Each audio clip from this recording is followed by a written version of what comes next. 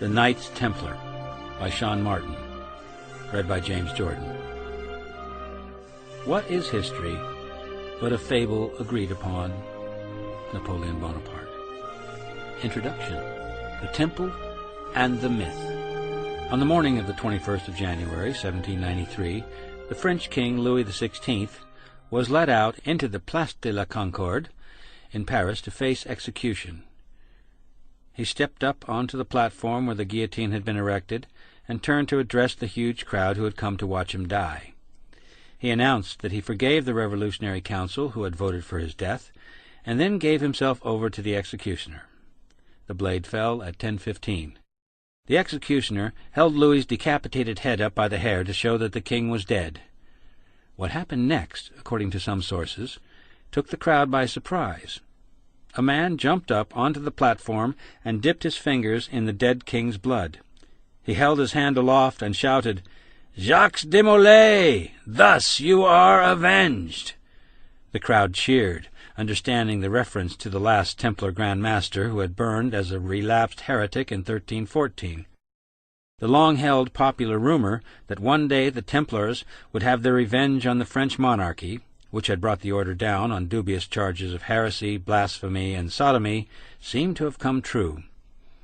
Indeed, speculation was rife that the Templars were among the instigators of the revolution that had swept through France in 1789, ultimately claiming the lives of Louis and his queen, Marie Antoinette. Modern historians would scoff at such a notion, but it certainly illustrates the unique hold the Knights Templar have had on the European imagination ever since they emerged from obscurity in the late 1120s. They have been seen as heroic soldier monks guarding pilgrims to the Holy Land during the Crusades, defenders of Holy Church who fought alongside Richard the Lionheart. Their critics, in their own time, usually analysts and commentators from rival monastic orders, accused them of the sins of pride and arrogance, and were deeply suspicious of the air of secrecy that hung over the order like a veil. To Walter Scott, they were evil, and he made them the villains of Ivanhoe. Modern historians have tried to show that the Templars were a highly efficient military organization made up largely of illiterates who were in reality very ordinary. Their achievements were to be the creation of the first standing army in Europe since the days of the Roman Empire, and, as the first bankers in the West, the medieval organization that did most to pave the way for modern capitalism. Those of a more speculative cast of mind, and there have been many over the centuries, have seen the order variously as an esoteric brotherhood, hungry for forbidden knowledge, apostates, involved in diabolic practices who were the witches' next of kin, a mysterious political entity that has guided world affairs since their suppression, clandestinely directing world events from behind the scenes, and renegade Christians who supported and sheltered heretics, forged links with occult groups in the Arab world, and who discovered the Turin Shroud, the Ark of the Covenant, and the Holy Grail. Books about the Templars tend to fall into two camps, what could be termed orthodox and speculative. The former camp is represented by academics such as Malcolm Barber, who studies the New Knighthood and the Trial of the Templars, are critically acclaimed and are the books one should consult if one is seeking a comprehensive treatment of Templar history. The latter camp of speculative writers has spawned a thriving industry of books containing a multitude of theories ranging from the plausible to the risible. In France, where there is a vast literature on the Templars, the order holds a position similar to that of Glastonbury in England, a sort of historical tabula rasa, onto which almost anything can be projected. This book will trace the Templar story, from its beginnings in the early 12th century through to the suppression of the order by the Pope in 1312 and the execution of Jacques de Molay 2 years later. The myths surrounding them will be examined in a later chapter. Whether or not there is any truth to them, of course, another matter.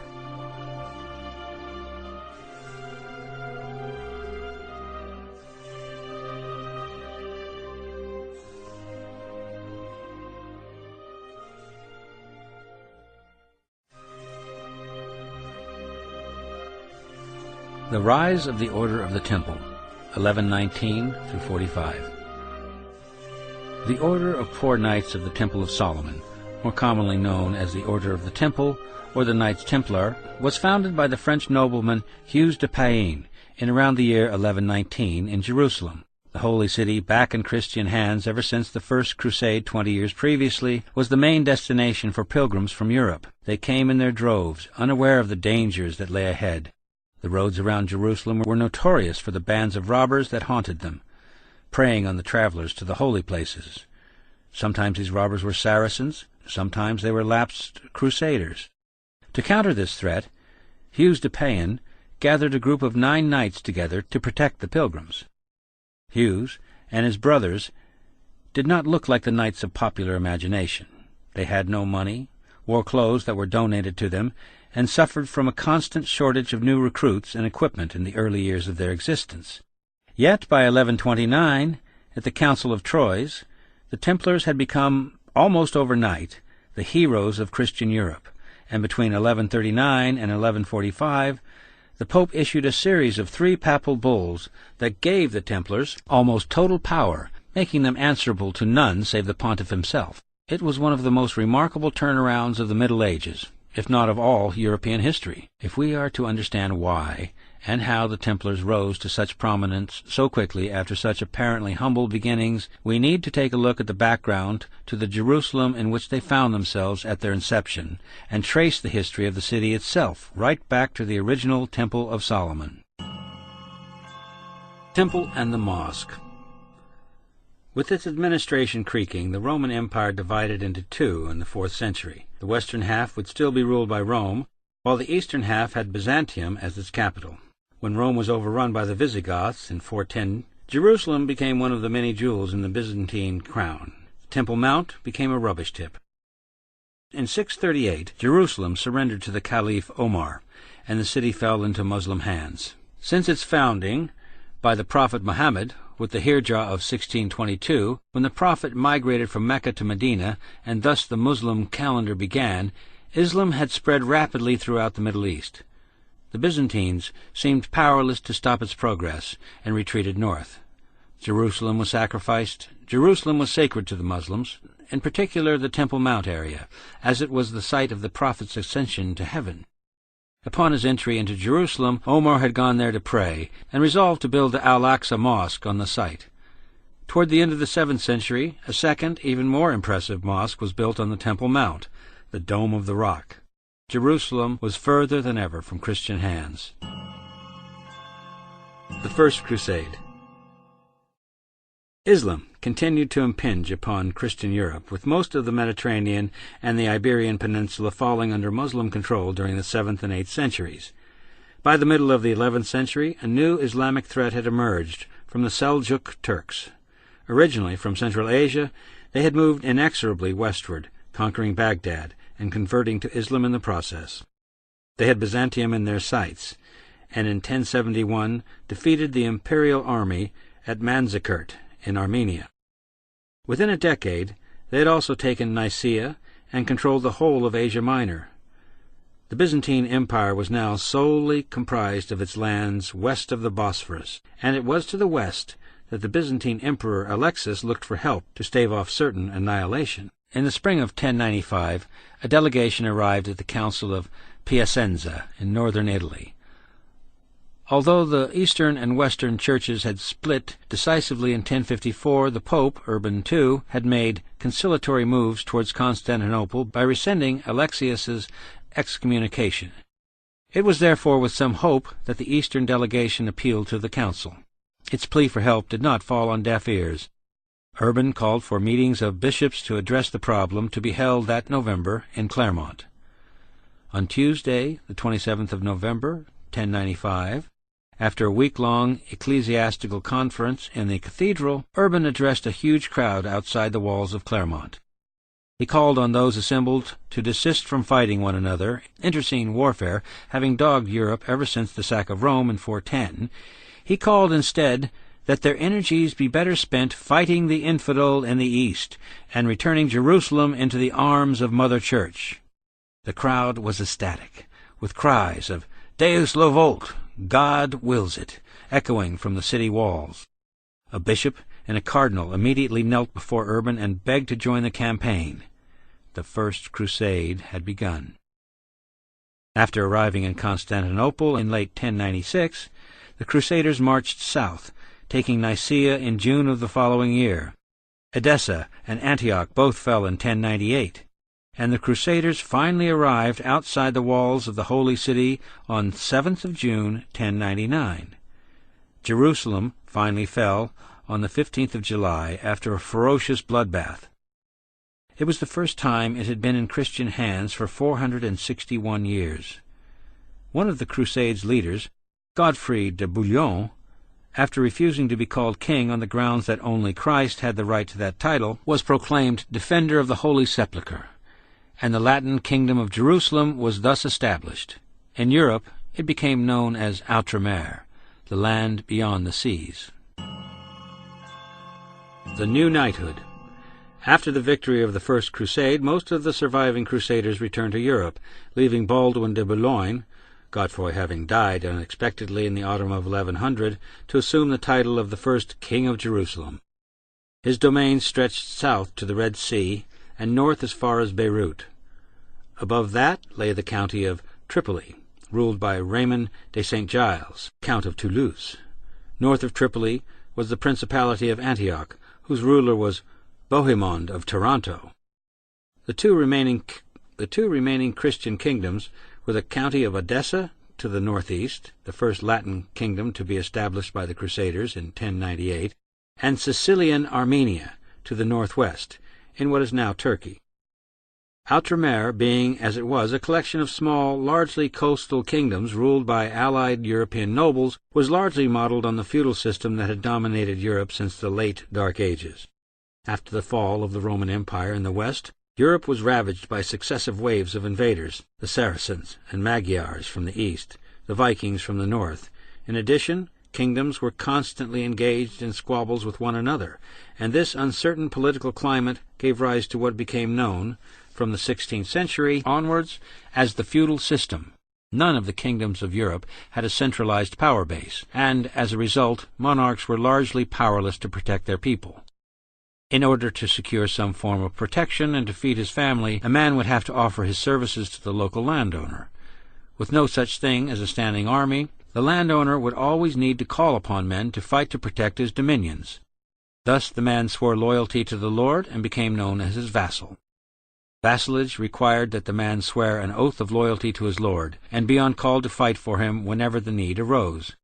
In return, the lord would provide the vassal with land, or sometimes the income from ecclesiastical institutions, which would feed the vassal's family, and also bring in revenue to the lord's exchequer from taxes levied on the vassal's land. It was against this background that knights began to merge. The lord-vassal system may have had its origins in the old Roman practice of commendation, in which a soldier would pledge service to an officer of superior rank in return for a reward to be decided by the officer. Usually it took the form of a grant of land, which was known as benefice. European monarchs, such as Charlemagne, began to adopt this practice and gave their best warriors grants of land. The warriors, in turn, would take on vassals to work the land on their behalf, thus leaving them essentially free to develop their military and equestrian skills. However, although both knight and vassal were made to swear oaths of loyalty to their lord, it was possible for them to move on to serve another lord if the protection provided proved to be inadequate, or if the lord in question was deposed or killed. In most cases, though, the relationship between lord, knight, and vassal became hereditary. The Crusaders who stormed Jerusalem in the summer of 1099 were a mixture of lords, knights, and vassals, and all had been promised full remission of their earthly sins for taking part in the crusade, or pilgrimage, as it was called. The lure of remission also proved an enticing prospect for other less savory characters. This latter group included convicted criminals and excommunicates who used the Crusades as a means of escaping punishment back home. Thus, when the city was safely in Frankish hands, most of the surviving Crusaders returned to Europe, having achieved their objective in taking the Holy City, and also having absolved themselves of all wrongdoing. Baldwin then faced the problem of ruling a kingdom with no standing army to protect it. Despite the fact that all the major cities and ports of Outremer were in Christian hands, the kingdom's roads were anything but secure. Even when under Muslim control, the Holy Land had continued to attract Christian pilgrims, and now that a Christian king sat on the throne of Jerusalem, they came in even greater numbers. The sites they visited were known simply as the holy places, and were scattered throughout the kingdom. Sephoria was where the Virgin had spent her childhood. In Bethlehem there was the site of the Nativity. The river Jordan was the scene of Christ's baptism by John the Baptist, whose cave dwelling was nearby, while various locales around the Sea of Galilee were witnesses to Christ's ministry. Mount Tabor was the site of the Transfiguration, while the road from Jerusalem to Jericho was the location of the Good Samaritan's charity. However, the pilgrims were never safe once they were outside the walls of Jerusalem, as attacks by bands of Saracen robbers were frequent. Even as early as 1106, there were reports of trouble. A Russian abbot by the name of Daniel wrote of his visit to the tomb of St. George at Lydia that year. "And there are many springs here. Travelers rest by the water, but with great fear, for it is a deserted place, and nearby is the town of Ascalon, from which Saracens sally forth and kill travelers on these roads. There is a great fear, too, going up from the place into the hills." But that was nothing compared to Galilee. "This place is very dreadful and dangerous. Many tall palm trees stand about the town like a dense forest. This place is terrible and difficult of access, for here live fierce pagan Saracens who attack travelers at the fords." 13 years later, things had got even worse. At Easter, 1119, a group of 700 pilgrims was attacked by Saracens on the road to the river Jordan. 300 were killed, and 60 carried off into slavery. Later that year, the forces of Roger, Bohemond II of Antioch's regent, were ambushed and killed at the Field of Blood. This led to a flurry of requests for further aid from the west, and a council of church leaders met in Nablus in January 1120 to address the issue. At the time that Roger and his men met their fate on the Field of Blood, Baldwin's successor, Baldwin II, had been on the throne of Jerusalem for a year. It is thought that at some point during 1119 he granted an audience to 2 French noblemen, Hughes de Payens from Champagne and Godfrey de Saint-Omer from Picardy. Together with 7 other knights, they proposed to guard the pilgrims as they made their way to and from the holy places. But they would not do so as regular knights. They would live as a small monastic community, following the rules of St. Augustine. Baldwin liked the idea. Manpower had always been an issue in Outremer, and the fact that Hughes and his brethren were prepared to live as monks meant that they would be, in theory, more dependable than some of the rabble who had taken part in the First Crusade. The king approved the plan, and on Christmas Day Hughes and Godfrey swore vows of poverty, chastity, and obedience before Baldwin and Warmund of Picquigny, the Patriarch of Jerusalem, in the Church of the Holy Sepulchre, and Baldwin gave them quarters at the Al-Aqsa Mosque on the Temple platform. The Order of Poor Knights of the Temple of Solomon, the Order of the Temple, the Knights Templar, was born. Within weeks of the founding of their order, the Templars were introduced to the clergy at the Council of Nablus. The 9 knights were accepted by those present, and Hughes and his brothers began their task of policing the kingdom. The other founding knights were Payen de Montdidier, André de Montbard, Archambault de Saint-Agnan, Geoffrey Bissol, 2 knights known only by their Christian names of Roland and Gondomar, while the 9th member remains unknown. The Templars' first decade is their least documented. After Nablus, we can only assume that they continued to live as monks in the Temple of Solomon, the Crusaders' name for the Al-Aqsa Mosque, and to protect the pilgrims who would arrive by boat at ports such as Jaffa. Despite their poverty and lack of decent armor and weapons, they began to attract supporters from the west. Fulk V, Count of Anjou, met Hughes de Payens on his pilgrimage to Outremer in 1120, and was so impressed with Hughes and his nascent order that he enrolled as an associate of the Templars, pledging to give them an annual income of 30 livres angevines. Inspired by Fulk's example, several other French nobles did the same, perhaps the most important of them being Hugh, Count of Champagne. Hugh had first visited Outremer in 1104, where he had remained for 4 years. He returned again in 1114. On one of these occasions he had been accompanied by Hugh de Payens. Hughes was one of his vassals, Payens being downriver from Troyes, where Hugh had his court. In fact, Hughes may have even been related to his lord. By the time Hughes and his 8 companions took their vows in the Church of the Holy Sepulchre, Hugh had once again returned to France. He returned to the Holy Land for the last time in 1125, when he finally joined the Templars. But the full significance of Hugh's relationship to the Templars would have to wait another 4 years before becoming apparent. In 1127, with the Templars still, according to the traditional story, only 9 knights strong and struggling to recruit new members, King Baldwin II sent Hughes de Payens and several other Templar brethren on a major diplomatic mission to Europe. That Hughes was chosen for such an important job suggests that, contrary to the stories of the Templars being poor knights, they were in fact by this time quite highly regarded in Outremer. In addition, Hughes took several knights with him, which, if they really were still only 9 members strong, would have left only a few brethren back in Outremer. Indeed, chroniclers such as Michael the Syrian, circa 1199, who was one of the first to document the Templars, believed that the order had about 30 serving knights enlisted by the time of Baldwin's embassy.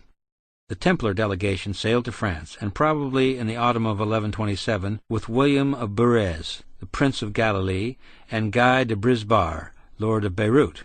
William and Guy's mission was to persuade Fulk of Anjou to marry Baldwin's daughter, Melisende, and thereby stand to inherit the throne of Jerusalem, as Baldwin had no male heir.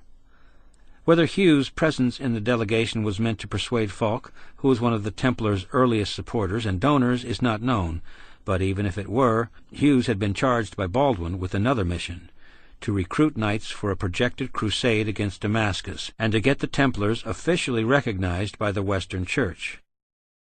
The mission was a stunning success. Fulk agreed to return to Outremer and marry Melisende. Many new recruits for Baldwin's Damascene crusade were signed up, and perhaps most importantly of all, Hughes met St. Bernard of Clairvaux. It is from then on that, with St. Bernard's unwavering support, the Knights Templar emerged from the shadows of the stage of European history in quite spectacular fashion. The Council of Troyes. St. Bernard of Clairvaux was the most influential church father of his time. A Burgundian noble, he was born at Fontaines-les-Dijon's in 1090. While he was still in his mother's womb, a devout had predicted a great future for Bernard, and he seems to have grown into adulthood with a particular fervor and vision. Apparently a charismatic man of quite violent passions, he sought out a religious order whose austerity might help temper his volatile nature, and he entered the Cistercian order at Cîteaux in 1113 with 30 or so fellow Burgundian nobles. 3 years later, he led a small group of monks to found a new Cistercian house in the nearby valley of Wormwood, which they renamed Clairvaux Valley of Light. Significantly, the land had been given to them by Hugh of Champagne, around the time of the Count's second pilgrimage to Outremer. The new foundation at Clairvaux under Bernard quickly became a magnet for the zealous, and the house flourished. It was not known exactly when Bernard, he became a saint in 1174, a mere 21 years after his death, first became aware of the Templars, or met Hughes de Payens. It is probable that King Baldwin wrote to Bernard in 1126, asking him to help devise a rule for the order, and to help win for them both recognition and support in the West. Bernard was aware of the situation in the East, and realized that what Outremer needed were knights ready for active military service, not singing and wailing monks. Bernard's keen appreciation of the situation in Latin Syria was probably derived from his friendship with Hugh of Champagne, who had returned to the Holy Land for the third and final time in 1125, when he became a fully fledged Templar, and also from André de Montbard, who was not only one of the original 9 knights, but was also Bernard's uncle. If Hughes and the Templar delegation did indeed sail to Europe during the autumn passage of 1127, then it is possible that Bernard met the Templar Grand Master towards the end of that year, or the following spring, before Hughes started his mission proper, which would culminate with the Council of Troyes in January 1129. As soon as Hughes arrived in Europe, things appeared to start moving very quickly. The Templars received their first grant of land in the West, with a house, a grange, a meadow, and a tenement in Provins being given to the order in October 1127, a gift from Hugh of Champagne's successor, Theobald, Count of Blois. Theobald also gave his vassals permission to donate freely to the order from their own holdings of land. The Count of Flanders, William Clito, also donated to the order around this time, as did his successor, Thierry of Alsace, after William's death in battle on 27th of May, 1128.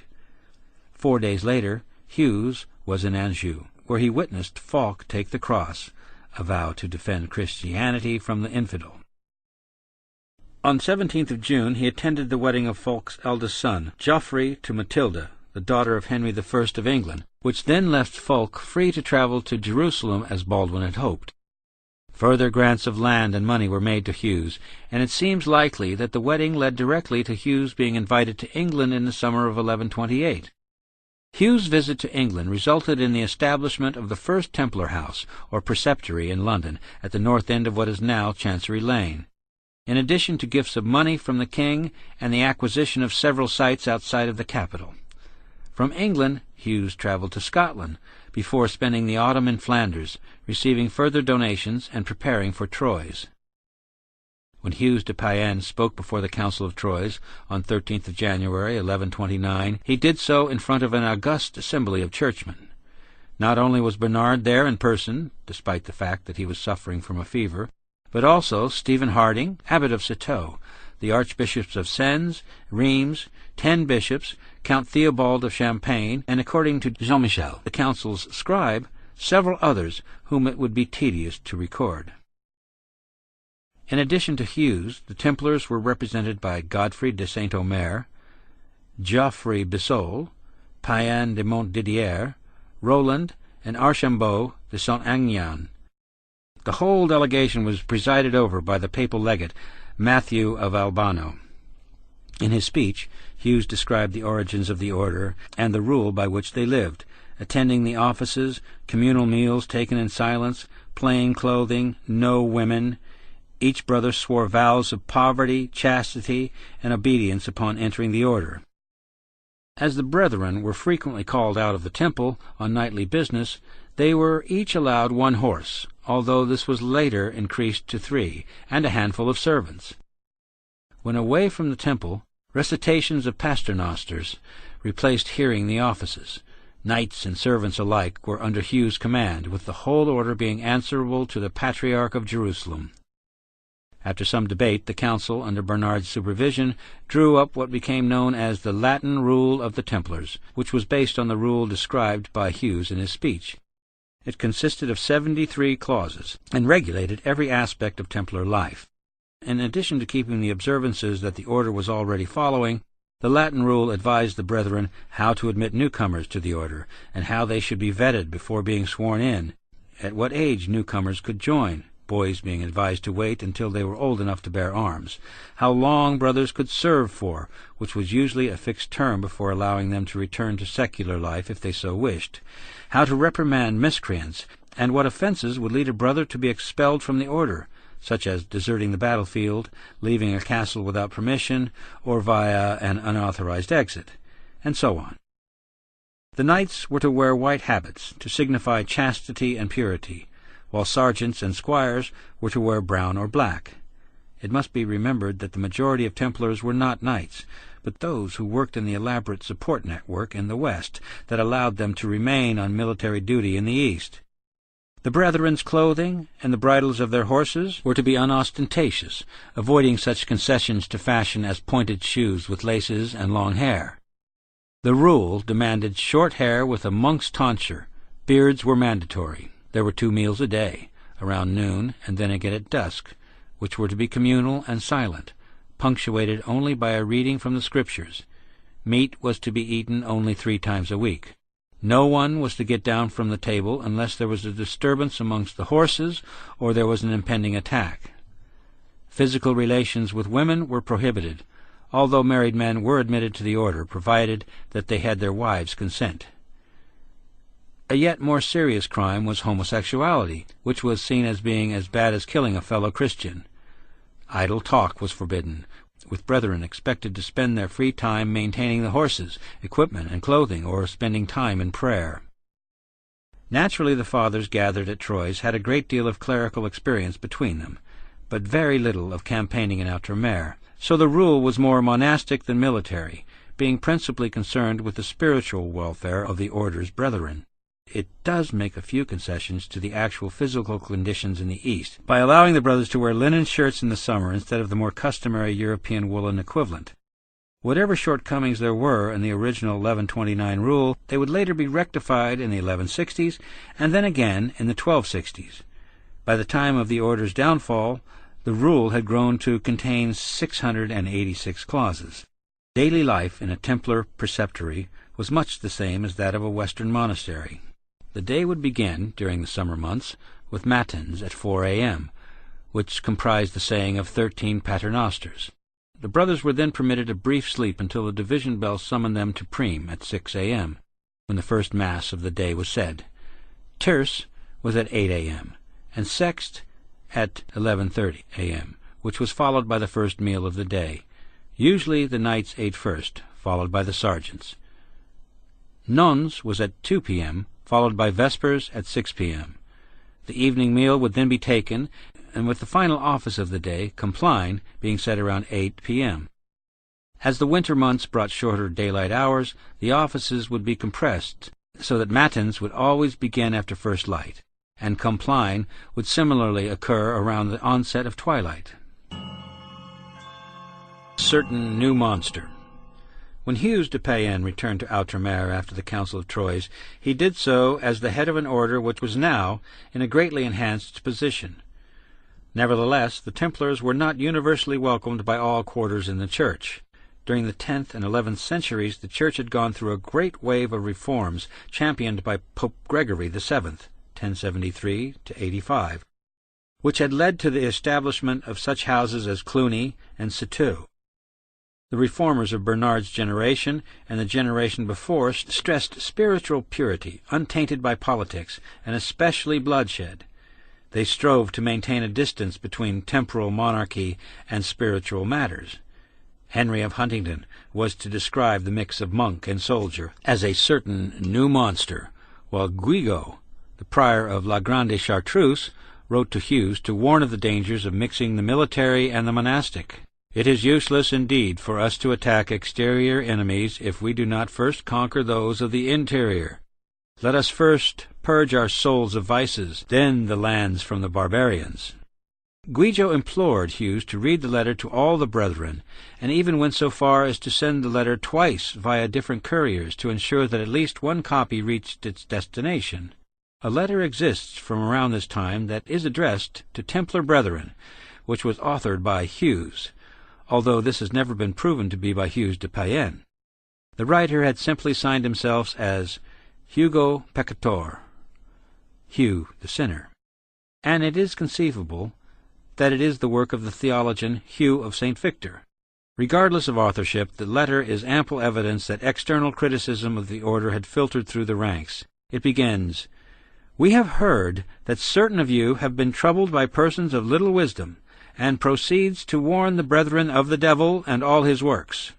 Hugo stresses the need for the brothers to be mindful of their inner state and to accept their lot, reminding them that their personal salvation has to be worked for." Whether or not Hugues de Payens wrote the Hugo Peccator letter, he seemed at the very least to have been aware of it, as he asked Bernard of Clairvaux no fewer than 3 times to compose a defense of the order, as if to settle the matter once and for all. Bernard, by now the order's most prominent supporter, did not disappoint. The treatise he wrote, in praise of the new knighthood, draws a distinction between the old secular knighthood that had predominated since the days of Charlemagne and the new monastic knighthood as personified by the Templars. By doing so, Bernard was going against the drift of Gregory VII's reforms. He went even farther, by arguing that knighthood was compatible with monasticism. The knight's duty was to kill for Christ, and in doing so would rid the world of evil, not evildoers. He argued that there was a difference between homicide, killing, which was a sin, and malicide, the killing of evil, which was not. Not only was it possible to gain Christ by dying for him, it was, according to Bernard, also possible to attain salvation by killing for him as well.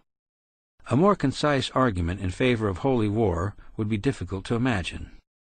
Whatever criticisms the order faced immediately after the triumph of Troyes, they did not seem to impede the willingness of nobles to help in the fight against the infidel.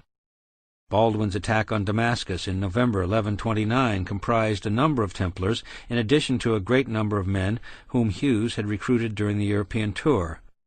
The expedition got within 6 miles of Damascus before a breakaway contingent under William of Bruges decided that the time was ripe for some pillaging. William lost control of the group, and they were attacked by Damascene cavalry. There were only 45 survivors. Baldwin hoped to catch the Damascenes off guard, as they were celebrating their victory over the Franks, but as Baldwin's troops readied for an attack, the rains came down, making the road so impassable that the offensive had to be called off. The failure of the attack on Damascus did not seem to affect the Templars adversely. Donations, which throughout the order's existence usually came in the form of grants of land and buildings, together with the people who lived there, and the right to receive the revenues from them, not only continued but accelerated. Usually the reasons for donations were to confirm the donor's piety, in the same way that a rich merchant or worthies might commission the building of a chapel that would help exonerate their sins and stand them in good stead in the next world. The fight against the infidel was seen in the same terms, and the Templars found no shortage of penitents who wished to wipe their slates clean. The most extensive donation came in October 1131, when the Templars, together with the other main military order, the Knights Hospitaller, and the Church of the Holy Sepulchre in Jerusalem, were left the entire kingdom of Aragon in the will of its ruler, Alfonso I, the Battler. Aragon, under Alfonso, had expanded rapidly since 1118, and the gains had been so great that Alfonso's resources were becoming increasingly stretched. The Iberian Peninsula had been invaded by Muslim forces in 711, but the Christian counterattack, known as the Reconquista, began almost at once. When an alliance of Visigoths and Asturians defeated a Muslim army at Cavadonga in 722, none of them could have known that the process of reclaiming the peninsula for Christ would take centuries of conflict.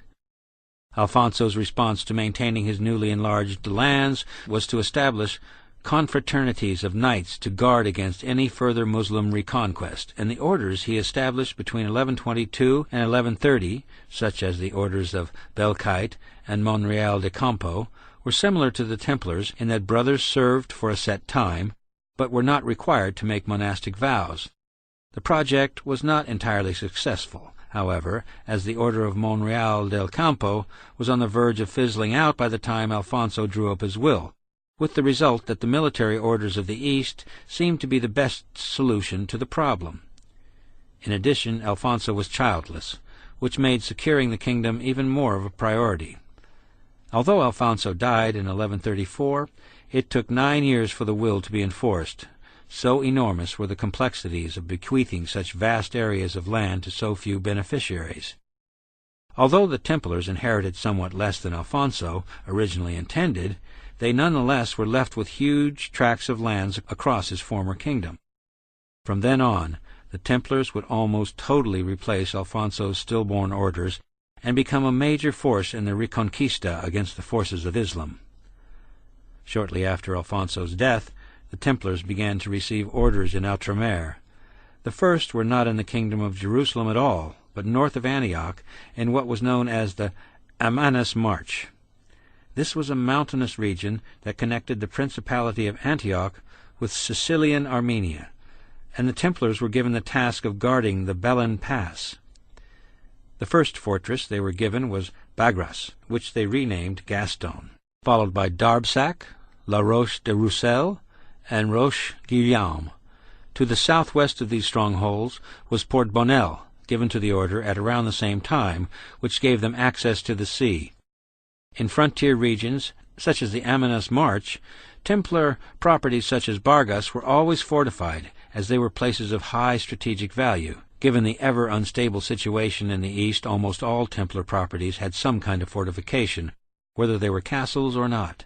In the West, on the other hand, most Templar preceptories were not fortified, as they were not situated in potentially hostile areas, the exceptions being on the Iberian Peninsula, where the threat of Moorish aggression was never far away, and also in Eastern Europe, where the military orders campaigned against the indigenous pagans. If the ever-increasing flow of money and property into the temple's coffers were helping to alleviate doubts, both within and without the order, about the purpose, effectiveness, and morality of the Templars, then the 3 papal bulls, named after the bullum, or seal used in the parchment, secured by Robert de Craon, the second Grand Master, raised the order above any official reproach save from that of the papacy itself. It did not put an end to commentators criticizing the Templars, but the bulls put them in a position where such comments were superfluous. Put simply, from 1139, just as they were establishing themselves in Amanus March, the Templars, on something of a roll since the Council of Troyes, became untouchable. Papal approval. The 3 bulls. Robert de Craon, known as Robert the Burgundian, despite the fact that he was a native of Anjou, succeeded Hughes de Payens as Grand Master after the latter's death, which occurred on the 24th of May, probably in 1136. He was a skilful administrator, and knew that if the order was ever to consolidate the gains made at Troyes, then nothing less than papal privileges would secure them. 3 years later, that is exactly what he secured from Pope Innocent II. The bull, Omne Datum Optimum, drawn up at the Lateran on 29th of March, 1139, made the Templars answerable to none save the pontiff himself. The bull confirmed the rule of the order, and also all donations made to it. In addition, the workings of the order were addressed. The Templars were allowed to elect their own master without outside interference. Only the master could change the order's customs and observances, although only after consulting the chapter of brothers. The chapter was a sort of ruling council of each preceptory. The brothers were forbidden to give oaths of loyalty to anyone outside the order, and no professed brother was allowed to return to the secular world or join another order.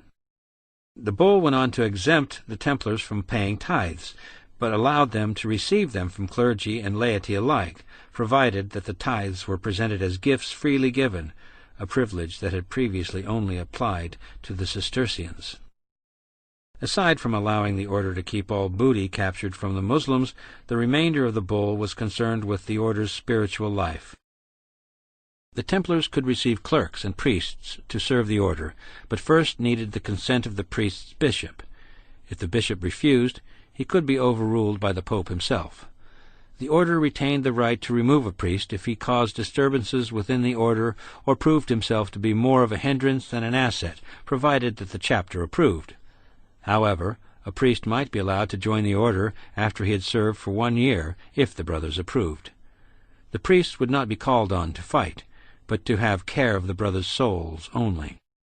The priests would not be subject to anyone from outside the order, and the Templars had the right to have their clergy ordained by any bishop. Furthermore, the order's clergy were not allowed to preach for money unless by prior arrangement with the master. The Templars were to be allowed to build oratories on their land, and be permitted to hear divine office there. Serving brothers could be buried there when they died. Wherever they traveled, the brothers could hear confessions from any priest and receive any sacrament or unction.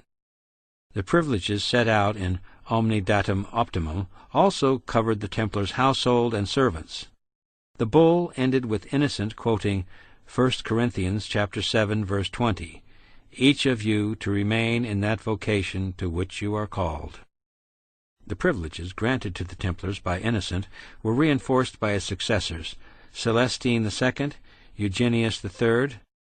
Milites Templi, issued by Celestine in 1144, was addressed to the clergy. In this, the Templars were described as defending pilgrims and protecting the Church from the pagans. As a result, the clergy were ordered to make a collection for the Templars. Celestine urged donors to form confraternities to support the order, and whoever joined one would have 1/7 of his penance remitted. As a further perk, members of the confraternities would have the right to be buried in churches unless they had been excommunicated. When the Templars came to collect the confraternity's money, the church would be opened on 1 day a year for that purpose only, and the offices heard. Milita Dei, issued the following year, was again addressed to the clergy, and gave the Templars further privileges. Eugenius promised not to damage their rights, and announced that the Templars had permission to take on priests for their order. The priests needed to be properly ordained and have their bishop's permission before they could serve the order. The brothers could take tithes and burial offerings where they had a house, and could build oratories and bury their brothers and servants when they died.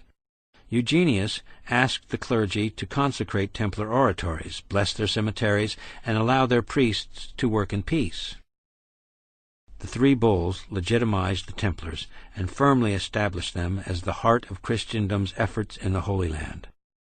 Although criticism of the order was to continue, there was little any critic could do. The Templars were above reproach.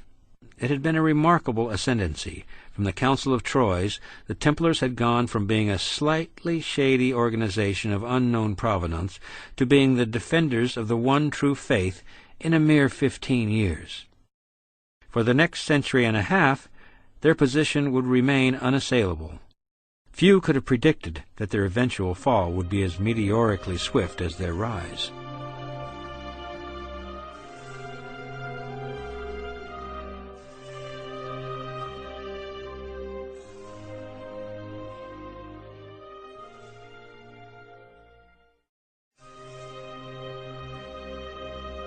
A church within a church, a state within a state, 1145 to 1291. The Second Crusade.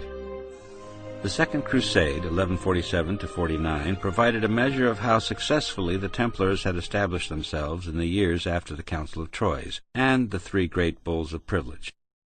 On Christmas Eve, 1144, the city of Edessa fell to an army under the command of Imad ad-Din Zengi, the Atbag, or governor, of Mosul and Aleppo. When news finally reached Pope Eugenius III the following autumn, he immediately wrote to King Louis VII of France, imploring him to lead a new crusade to rescue Edessa from the infidel. Louis was not at all popular in France at the time, as 3 years earlier he had started a war when he illegally seized lands belonging to his most powerful vassal, Theobald of Champagne, and he seemed to have been surprised when none of his barons showed much interest in his proposal for a new expedition to the east. It was decided that the matter would be settled at a meeting in Vézelay in Burgundy at Easter, 1146. Realizing that he was potentially without allies, Louis turned to the one man who had the clout to rally would-be crusaders, and that was Bernard of Clairvaux. The scene at Vézelay, on the 31st of March, 1146, was reminiscent of Clermont in 1095. Huge crowds had gathered, drawn by the prospect of hearing Bernard preach the crusade. So many had arrived in Vézelay that Bernard had to deliver his sermon from a specially constructed platform on the outskirts of town. Bernard's words found a receptive audience. As soon as he finished speaking, King Louis was the first to pledge allegiance, followed by his brother Robert, the Count of Dreux. Of all those who vowed to journey to the east that day, many were the sons and grandsons of the original Crusaders, to whom maintaining family honor was at least as important as liberating Edessa. Bernard later wrote to Louis of the success of Vézelay. "Villages and towns are now deserted. Everywhere you will see widows whose husbands are still alive." On the 27th of April, 1147, a chapter meeting of the Paris Temple welcomed both King Louis and Pope Eugenius in the build-up to the Crusade's departure. Also present were 4 archbishops, 130 Templar knights, and at least as many Templar sergeants and squires. Eugenius appointed Aymar, the Templar treasurer, to receive the tax he had imposed on all church goods to finance the crusade. William of Tyre, the great chronicler, who was writing a generation later, believed that it was at this meeting that the Pope conferred on the Templars the right to wear a red cross on their white mantles, which symbolized their willingness to suffer martyrdom in defending the Holy Land against the infidel. Germany was fermenting with crusading zeal by this time, after King Conrad III had heard Bernard preach in the Rhineland. Eugenius had originally wanted Conrad to help in the fight against his primary foe, the Norman king, Roger of Sicily. But as Conrad would not be dissuaded from going on crusade, it was decided that he should lead a German force that would work alongside the French. Everard de Barres, master of the Temple in France, together with the knights present at the April chapter meeting, accompanied the French army under Louis on the overland route taken by the First Crusade. Everard proved himself to be one of Louis's most trusted advisers, and the French king sent the Templar master ahead to Constantinople to negotiate the Crusade's passage through Byzantine territory.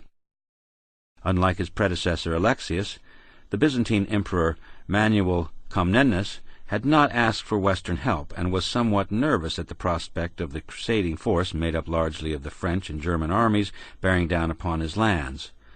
Everard succeeded in getting the Crusaders through, although Manuel was looked upon with grave suspicion by the Franks, as he had signed a peace treaty with the Seljuk Turks in order to wage war against Roger of Sicily. Manuel was equally uneasy with the Crusaders, and was glad to see the back of them. In January 1148, the crusade got into further difficulty. Demoralized by severe weather and the news that Conrad's army, which had gone ahead of the French, had suffered a defeat at Dorylaeum by the Seljuk Turks, the French came under attack in the narrow passes of the Cadmus Mountains.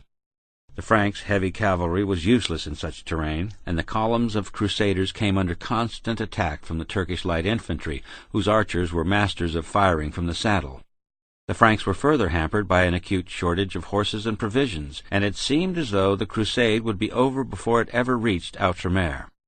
Once again, Louis turned to Everard de Barres and the Templars. Everard broke the army up into units of 50, each under the command of a Templar, who in turn was answerable to another Templar knight, Brother Gilbert. This provided the beleaguered French with sufficient morale and order to continue as far as the Byzantine port of Italia, where Louis took his best troops by boat to Antioch.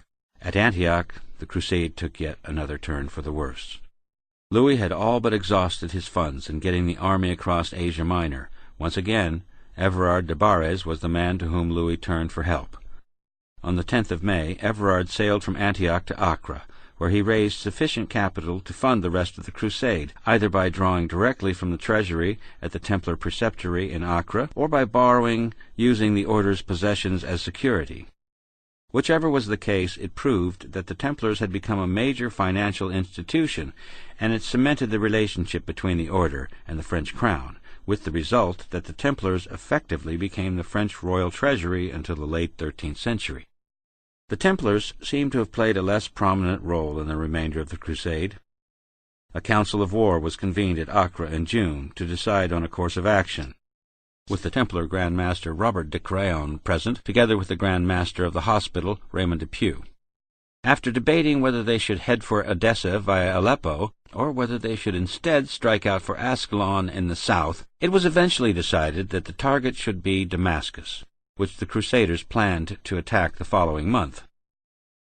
After initial success in besieging the city from the west, the Crusaders made the tactical blunder of decamping to a position on the east of the city. Unlike their original position, which had been well supplied, this new eastern position had no water, and also faced the best fortified section of the city walls. With rumors that a huge Muslim army under Zengi's son Nur ed-Din, Zengi having died in 1146, was on its way, the Crusaders lost their nerve and retreated. The Second Crusade was over, and the recriminations for its failure began. There were various theories as to why the Second Crusade had been such a fiasco. Accusations of treachery abounded, with various parties being named as the chief culprits. The Crusaders, unused to life in the East, were shocked by the way Christians in Outremer had assimilated Eastern ways, and the Men of Jerusalem, as they were called, were seen as the guilty party by a number of commentators in the West. John of Würzburg, a German monk who traveled to Outremer in the 1160s, believed that the Crusade's failure was due to Templar treachery. John's anonymous colleague, also known as the Würzburg Annalist, went even further, and stated that the Templars had been paid off by the Damascenes to lift the siege. Only later was it found that the money the orders had been paid was in fact counterfeit, which was seen as divine punishment for betraying the Christian cause. Other variants of the story had the Men of Jerusalem accepting the money, while the early 13th century chronicle of Ernold and Bernard, the treasurer, had the Hospitallers working alongside the Templars in putting profit before God. However, the military order's sternest critic of the time, William of Tyre, does not mention either the Templars or the Hospitallers in connection with the failure of the Crusade. As the bad press, the orders received dates from several decades later, it would seem that the chroniclers were reflecting contemporary disillusion with both the temple and the hospital and projecting it back to 1148. Given that the Templars played a major role in financing the Second Crusade, it might be worth examining the role the order played in the financial affairs of both Outremer and the West, and the subsequent dominance they exerted over what was to evolve into a system of international banking. The Temple as bankers. The Templars, quite early on in their history, developed a reputation for being reliable bankers. They were, in effect, Europe's first bank. They developed a system of credit notes whereby money deposited in one Templar preceptory could be withdrawn at another upon production of a credit note. Moneys thus deposited proved to be quite safe, as Templar keeps were formidable buildings. Some of their castles in Outremer, for instance, were so well defended that they were impregnable, such as their massive fortress at Atlit, which was actually a fortified peninsula rather than a mere castle. In Europe, the imposing edifice of the Paris Temple became their financial base, as did, to a lesser extent, the London Temple. Louis VII was the first of a number of European monarchs whose finances were saved from collapse by Templar loans, although the size of the loan that the Templars provided brought the order close to bankruptcy. It is thought that the order provided him with 2,000 marks of silver and 30,000 livres parisis. The magnitude of this amount of money can be seen when it is compared to revenues from French royal lands, which even 20 or so years after the Second Crusade were only about 60,000 livres parisis per year. Louis VII was not the only French monarch who was to become reliant on the order's financial services. The Second Crusade saw the beginning of a long association between the order and the kings of France. By the reign of Philip II, 1180 to 1223, the Templars were effectively the French royal treasury. During the course of his reign, they increased the revenues from royal estates by 120%, and they were heavily involved in Philip's restructuring of Capetian finances. During the 13th century, the Templar treasurer in Paris was also a man selected by the king, and the treasurers became trusted advisers to Philip and his successors. When Louis's great-grandson, Louis IX, was held hostage after the disasters of the Seventh Crusade in 1250, it was to the Temple that the French commanders looked for the remaining 30,000 livres that they required to bail him out, although on this occasion the Templar commander, Stephen of Autrecourt, was less than happy to comply. That the Templars proved themselves to be so successful as banker is due in no large part to the meticulousness of their records and their objectivity in dealing with clients. Records survive from the Paris Temple for the period 12 March 1295 to 4th of July the following year, and they give a clear indication of how busy the Paris Temple was in its role as banker. These records, 8 surviving sheets of parchment, record the date and the Templar on duty at the time, in addition to the amount deposited, by whom, into which account the money should be paid, and from where the account came from. At the end of each day, the receipts collected would be taken to the strong rooms to be deposited. During the 1260s and 1270s, a great tower was built in order to house the various moneys the order was keeping. There were more than 60 active accounts at the Paris Temple during this period, with the account holders being a mixture of royalty, clergy, important nobles, and Templar officials. No business was done at Christmas, Easter, and Ascension, and also on the feast days of saints who had a particular relevance for the order, such as John the Baptist. The Temple was open for business, depending largely on the needs of its clients. In August 1295, for instance, they were only open for 6 days, whereas that December they were far busier, being at one point open on 11 consecutive days. The Paris Temple also sent out statements to important clients several times a year, detailing the movements within their accounts. Matters did not always go smoothly, however, as the chronicler Joinville discovered to his cost on the Seventh Crusade. While the army was recuperating at Acre following King Louis's ransom, Joinville received 400 livres in wages. He kept 40 and deposited the remaining 360 with the Templars. When he sent one of his men to withdraw another 40 for current living expenses, the Templar treasurer denied all knowledge of Joinville and his savings. Joinville then complained to the newly elected Grand Master, Reginald de Vichiers, who was initially dubious at Joinville's accusations that the treasurer had lost his money. Reginald looked into the matter, and several days later was able to report to a much relieved Joinville that his money had been found. The treasurer was transferred out of Acre. The papacy also came to be dependent on the Templars for its financial needs. The Templars were acting as Pope Alexander III's (1159 through 81) bankers from as early as 1163, and as they had been involved with the overhaul of Capetian financiers under Philip II, so the order was also used by Pope Innocent III when he undertook to reorganize crusading finances at the time of the Fourth Crusade, 1202-4.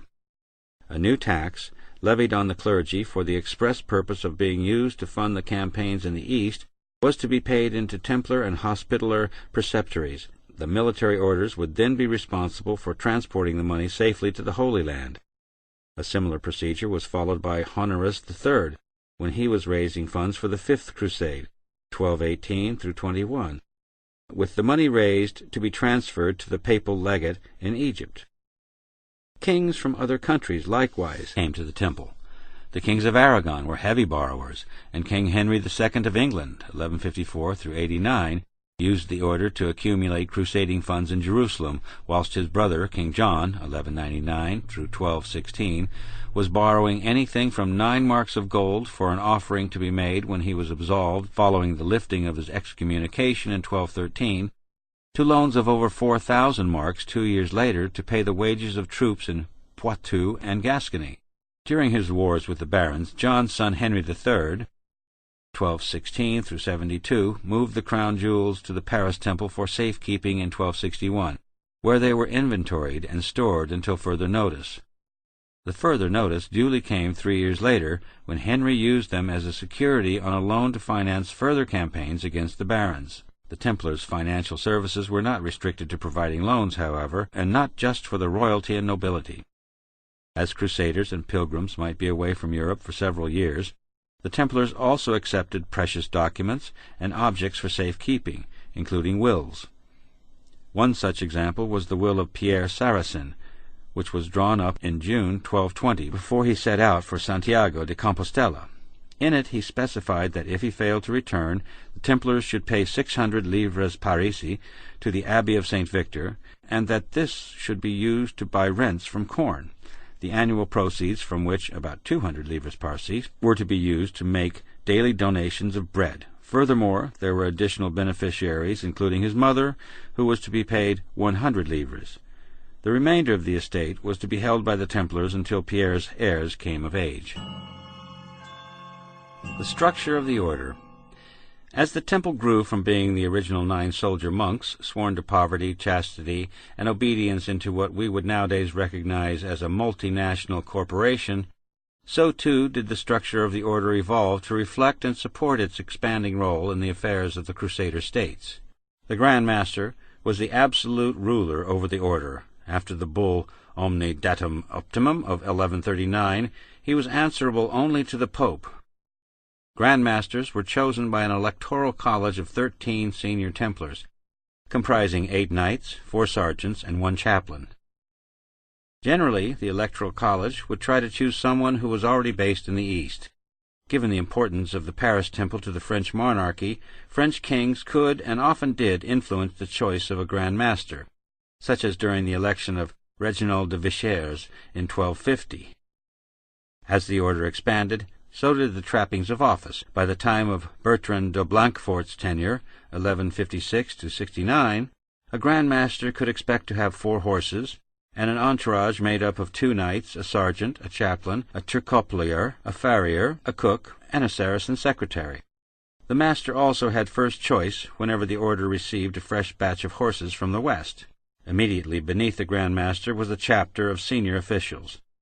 The seneschal was both deputy and advisor to the Grand Master. On occasion, seneschals would eventually become promoted to Grand Master, the politics of the Electoral College permitting, such as André de Montbard, who was one of the Hugh de Payne's original knights.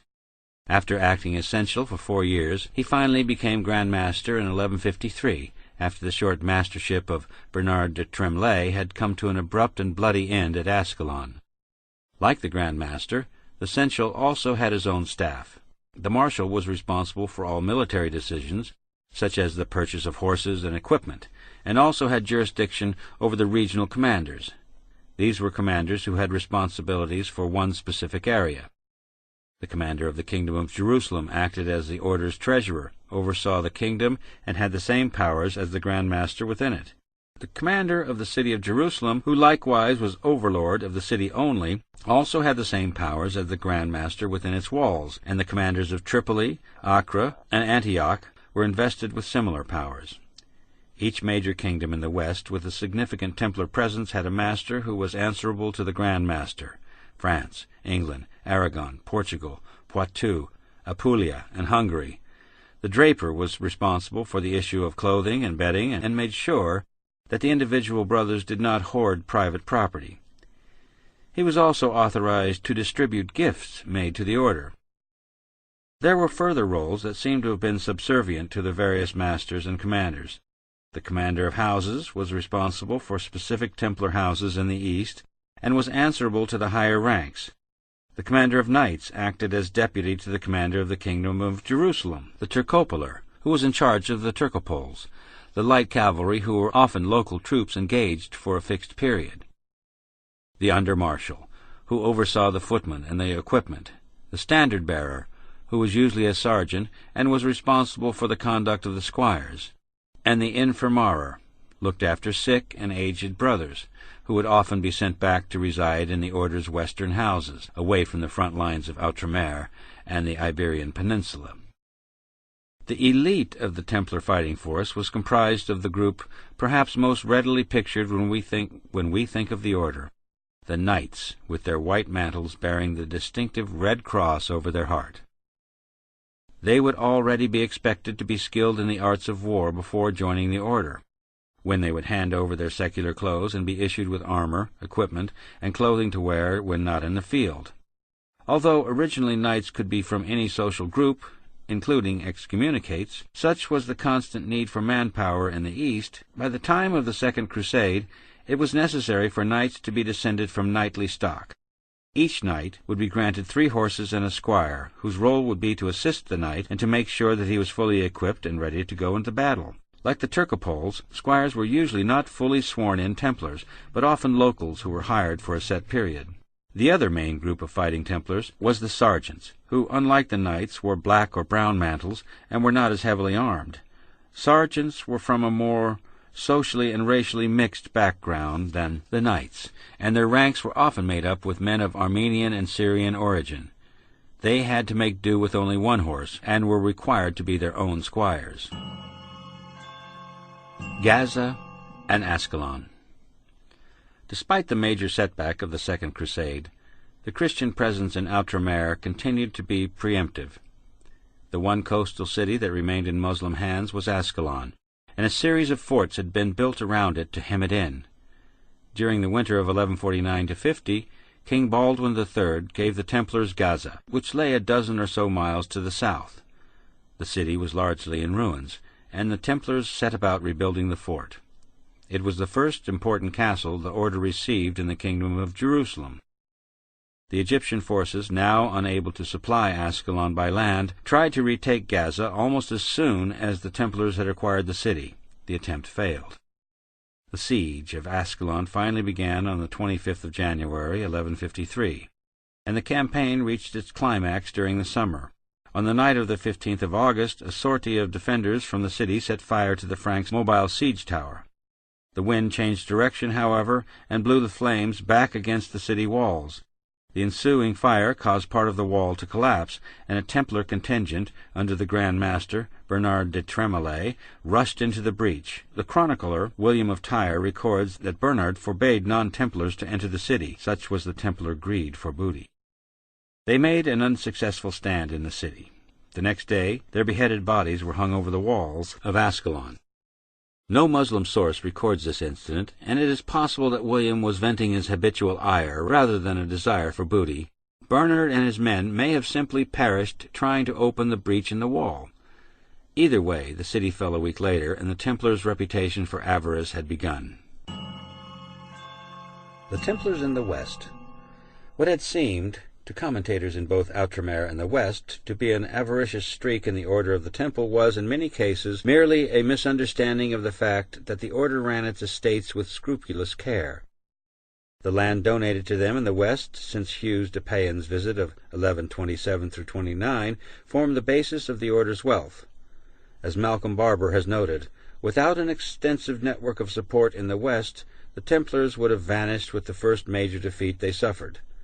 This network took the form of their European preceptories, which were initially acquired through the extensive program of donations that transpired during and after Hugh de Payens' tour. Ordinarily, a Templar preceptory would be an estate, a farm or manor, for instance, that would then develop a network of daughter houses around it. All the revenues from both the mother and daughter houses would be directed towards campaigning in the East.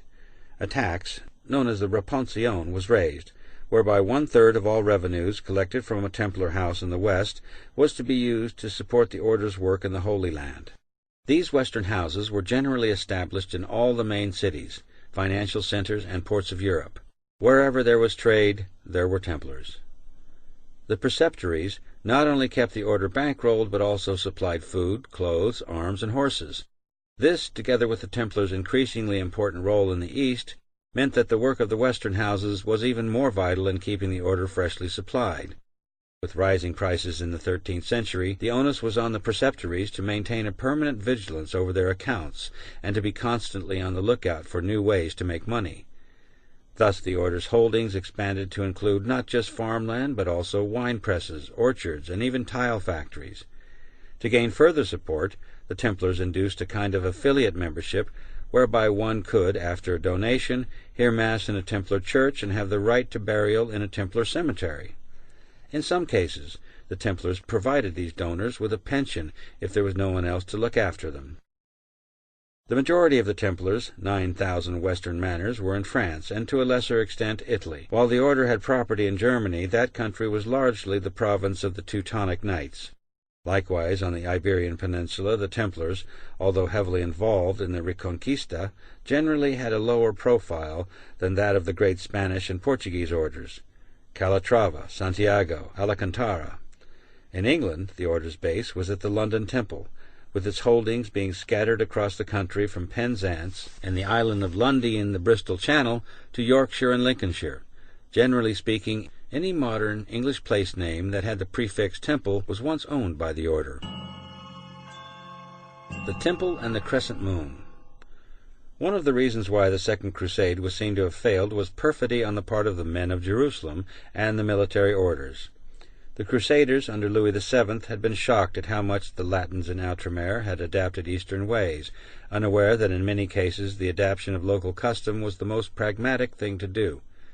The culture of the Arab world was more refined than the culture most Crusaders had known in the West. The Frank employed Syrian doctors, cooks, servants, artisans, laborers. They clothed themselves in Eastern garments, included in their diets the fruits and dishes of the country. They had glass in their windows, mosaics on their floors, fountains in the courtyards of their houses, which were planned on the Syrian model. They had dancing girls at their entertainment, professional mourners at their funerals, took baths, used soap, ate sugar.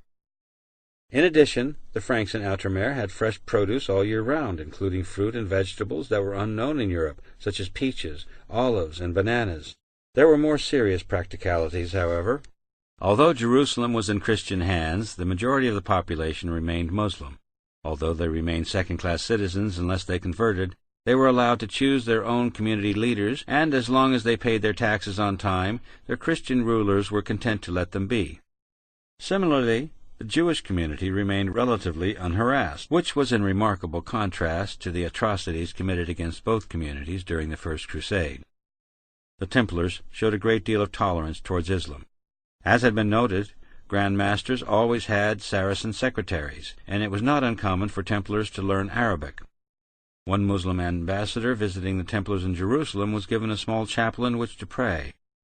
When a Frank tried to stop him, the Templars dragged the man off and let the ambassador say his prayers to Mecca in peace. One group, with whom the Templars had a less convivial relationship, was the Assassins.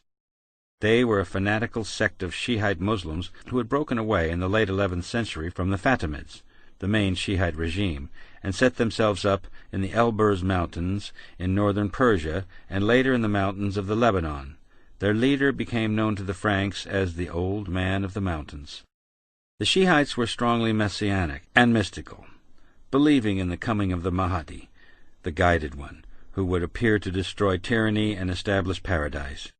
They pursued their goals through an unpredictable campaign of terror in which assassin killers would murder their opponents in audacious, sometimes suicidal attacks.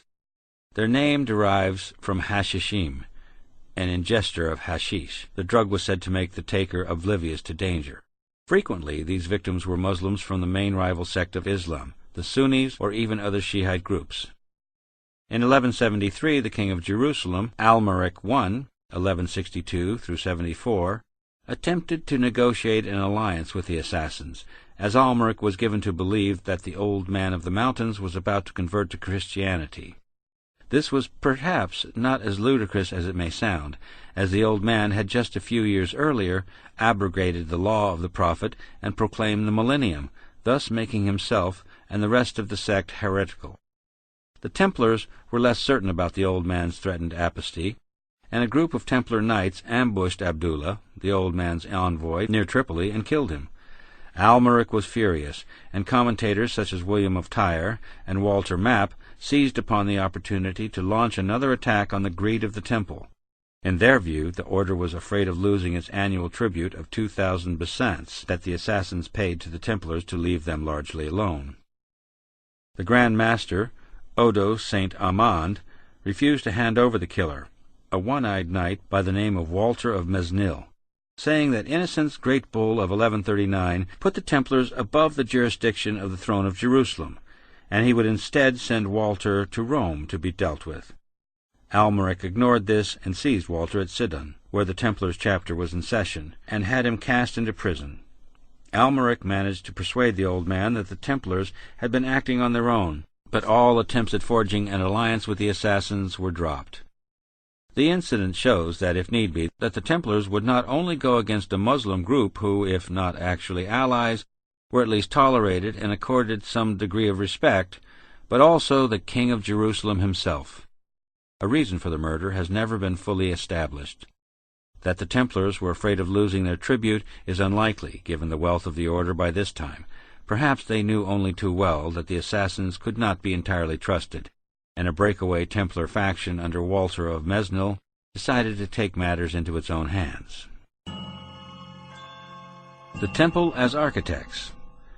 The affair of the assassin envoy, as it came to be known, shows how far the order had become independent of all authority save that of the Pope himself, and detractors, railing against the privileges that the Templars enjoyed, accused them of having become a church within a church, a state within a state.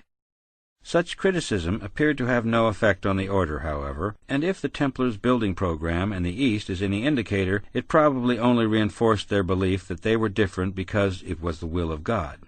Templar mansions built a number of churches throughout Latin Syria, and were involved in several major projects, including the construction of the new Church of the Holy Sepulchre, dedicated in 1149, and the renovation of the Church of Nativity in Bethlehem. In addition, they provided an elaborate tomb for Baldwin IV, the leper king, upon his death in 1185. Their churches and buildings on the west tended to be simpler, with major expense being reserved for important preceptories such as Paris and London. Likewise, not all their churches boasted the distinctive round design, such as the Temple Church in London. The round churches were apparently inspired by the Temple of the Lord in Jerusalem. Regional preceptories, such as the Temple Garway in Hertfordshire, were simple, austere, but functional places. The other major feat of Templar architecture in the East was the fortresses they either reinforced, rebuilt, or had constructed especially for them. Castles such as Safad in Galilee, Tortosa in the county of Tripoli, and Atlit on the coast south of Haifa were masterpieces of medieval military architecture. Indeed, so strong were the fortifications at Atlit, its outer walls were 15 feet, 4.5 meters, thick, that it even managed to withstand a major assault while it was still being built. The Templars had, in fact, been closely involved with building projects since their inception. When King Baldwin II had moved out of the Al-Aqsa Mosque during the 1120s, the Templars were giving free rein to develop the area as they saw fit. Theodorich, A German monk who visited the Holy Land between 1169 and 1174 wrote a detailed account of the temple area. One follows to the south from the Dome of the Rock, rechristened the Temple of the Lord after the First Crusade, and there is the Palace of Solomon, Al-Aqsa. Like a church, it is oblong and supported by pillars, and also at the end of the sanctuary it rises up to a circular roof, large and round, and also like a church. This and all its neighboring buildings have come into the possession of the Templar soldiers. They are garrisoned in these and other buildings belonging to them. And with stores of arms, clothing, and food, they are always ready to guard the province and defend it. Below them they have stables once erected by King Solomon. They are next to the palace, and their structure is remarkably complex. They are erected with vaults, arches, and roofs of many varieties, and according to our estimation we should bear witness that they will hold 10,000 horses with their grooms. A single shot from a crossbow would hardly reach from one end of this building to the other, either in length or breadth. Above them the area is full of houses, dwellings, and outbuildings for every kind of purpose, and it is full of walking places, lawns, council chambers, porches, consistories, and supplies of water in splendid cisterns. Below it is equally full of washrooms, stores, grain rooms, stores for wood, and other kinds of domestic stores. On the other side of the palace, that is on the west, the Templars have built a new house, whose height, length, and breadth, and all its cellars and refectories, staircase and roof, are far beyond the custom of this land. Indeed, its roof is so high that if I were to mention how high it is, those who listen would hardly believe me. There indeed they have constructed a new palace, just as on the other side they have the old one. There too they have founded on the edge of the outer court a new church of magnificent size and workmanship. Given that the area around the southern end of the temple platform was in need of some repair when Baldwin vacated it, and given the extent of the Templar work carried out there, the order would seem to have been busy. Probably from almost the time they moved in. When Theodorich saw it, the temple area was at its most developed, but, unbeknown to him, the order's time there was limited, and the new church he saw being built would never be completed. The loss of Jerusalem.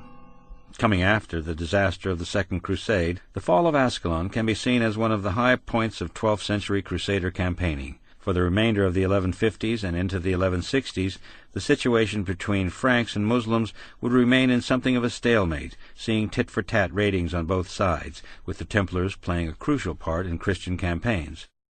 However, a series of events transpired in the 1160s that led the Templars to favor plowing their own furrow when it came to matters of military tactics. King Baldwin III died at the age of 33 in 1162, and was succeeded by his brother, the 25-year-old Amalric. Amalric's gaze was firmly fixed on Egypt, and in the autumn of 1163 he launched a campaign against Cairo. Egypt, at the time weakened by political chaos, was seen as a fabulous prize by both Amalric and Nur ed-el-Din, and each was keen that it should not fall into the hands of the other.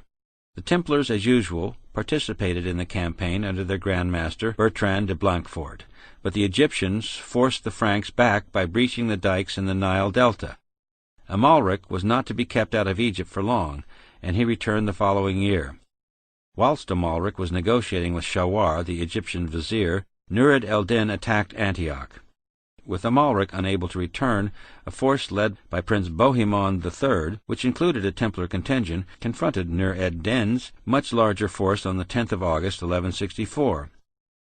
Against the advice of nearly everyone, including the Templars, Bohemond ordered an attack.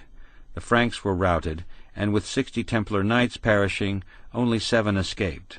Relations between the Temple and the King of Jerusalem soured even further 2 years later when a Templar cave fortress in Transjordan was besieged by Nur ed-Din's troops. Amalric and his forces rushed to relieve the Templars, only to meet 12 Templar knights as they were coming back across the River Jordan. The Templars explained that they had been involved in the siege and had surrendered the fortress to the Muslims. Amalric was so incensed that he ordered the Templars to be hanged. When Amalric mounted a full-scale invasion of Egypt in the autumn of 1168, the Templars refused to take part. As had been noted earlier, The affair of the assassin envoy, coming 5 years after the Templars' absence from the Egyptian campaign, further strained relations between the order and the king.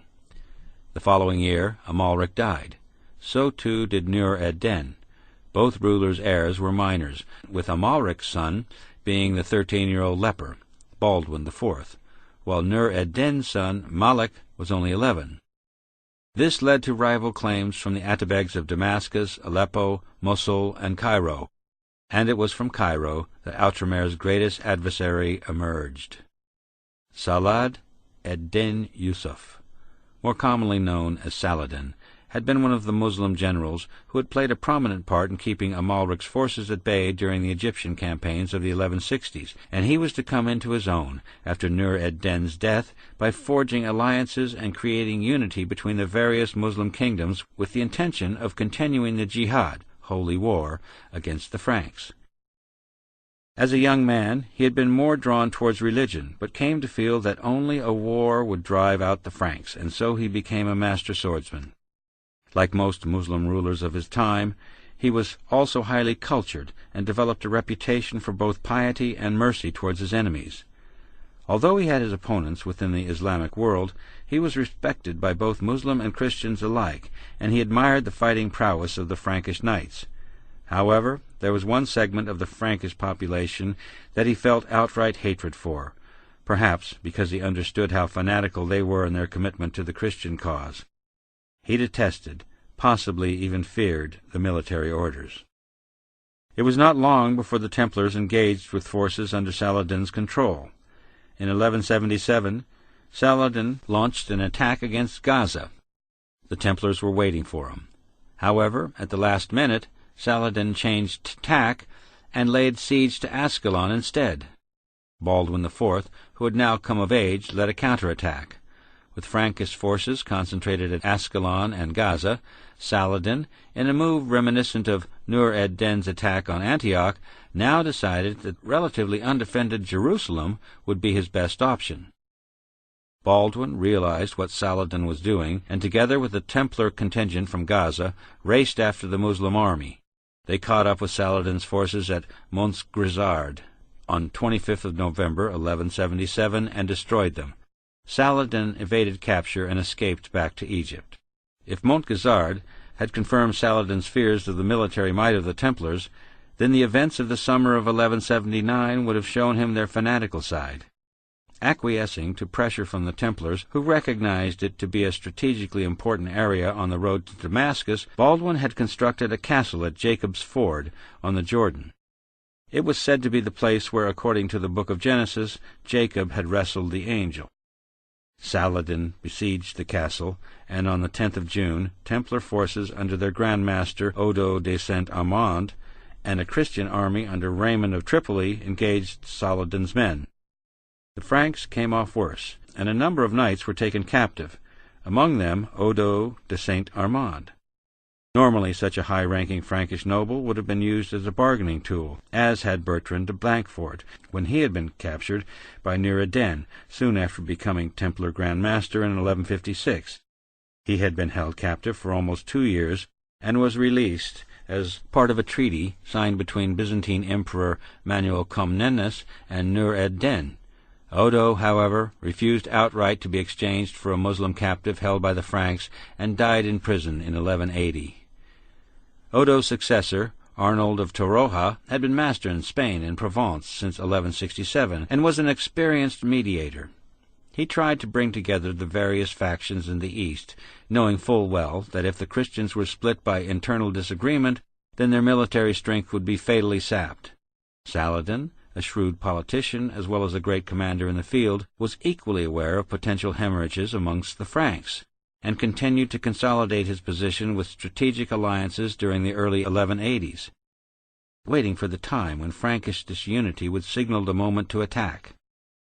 In 1184, Arnold set off for Europe with Roger de Moulins, Grand Master of the Hospital, and Patriarch Heraclius, in an attempt to impress upon Western leaders the gravity of the threat posed by Saladin. Unfortunately, Arnold died before the embassy got under way, expiring at Verona on 30th of September 1184, leaving Heraclius and Roger to continue the mission alone. The man who succeeded Arnold of Torroja as Grand Master of the Temple, Gerard de Ridfort, had a reputation for rashness that exceeded even that of Odo de Saint-Armand. He was of Flemish or Anglo-Norman origin, and was said to have joined the order to get over a failed relationship. By 1179 he was Marshal of Jerusalem, and by 1183 he was acting as Seneschal. He was elected as Grand Master of the Temple probably in early 1185, around the time that Baldwin IV's leprosy finally killed him at the age of 24. Despite having had a somewhat strained relationship with the monarchy since the time of Amalric, the Temple under Gerard became closely involved with the succession issue, disastrously as it turned out. Baldwin was succeeded by his 7-year-old nephew, who reigned as Baldwin V, with Raymond of Tripoli acting as regent, and it was in his capacity as regent that Raymond, in an attempt to gain some stability and breathing space for Outremer, agreed a truce of 4 years with Saladin. The boy lasted a year before he too died. Under the conditions of the leper king's 1183 will, if his nephew were to die before he reached the age of 10, then Raymond of Tripoli would continue to act as regent while a new ruler was sought by the Pope, the Holy Roman Emperor, and the kings of France and England. The will, however, did not foresee the coup of September 1186 that installed Sybil, Baldwin IV's sister, on the throne of Jerusalem as queen to her husband Guy of Lusignan's king. Chief among the conspirators that effected Guy's ascension to the throne of Jerusalem was Gerard de Ridfort. The master of the hospital, Roger de Moulins, was less enthusiastic about this weak minor French noble assuming the mantle of King of Jerusalem. The strong box, where the crown was kept, was under 2 locks and 2 keys, each key being held by the masters of the temple and the hospital, and it is said on coronation day, when it was time for the strong box to be opened in order to crown Guy, Roger threw his key out of the window, forcing Gerard to go outside to look for it. Guy was instantly unpopular. He was a weak king, who was seen by many of Outremer's vassals as being a usurper.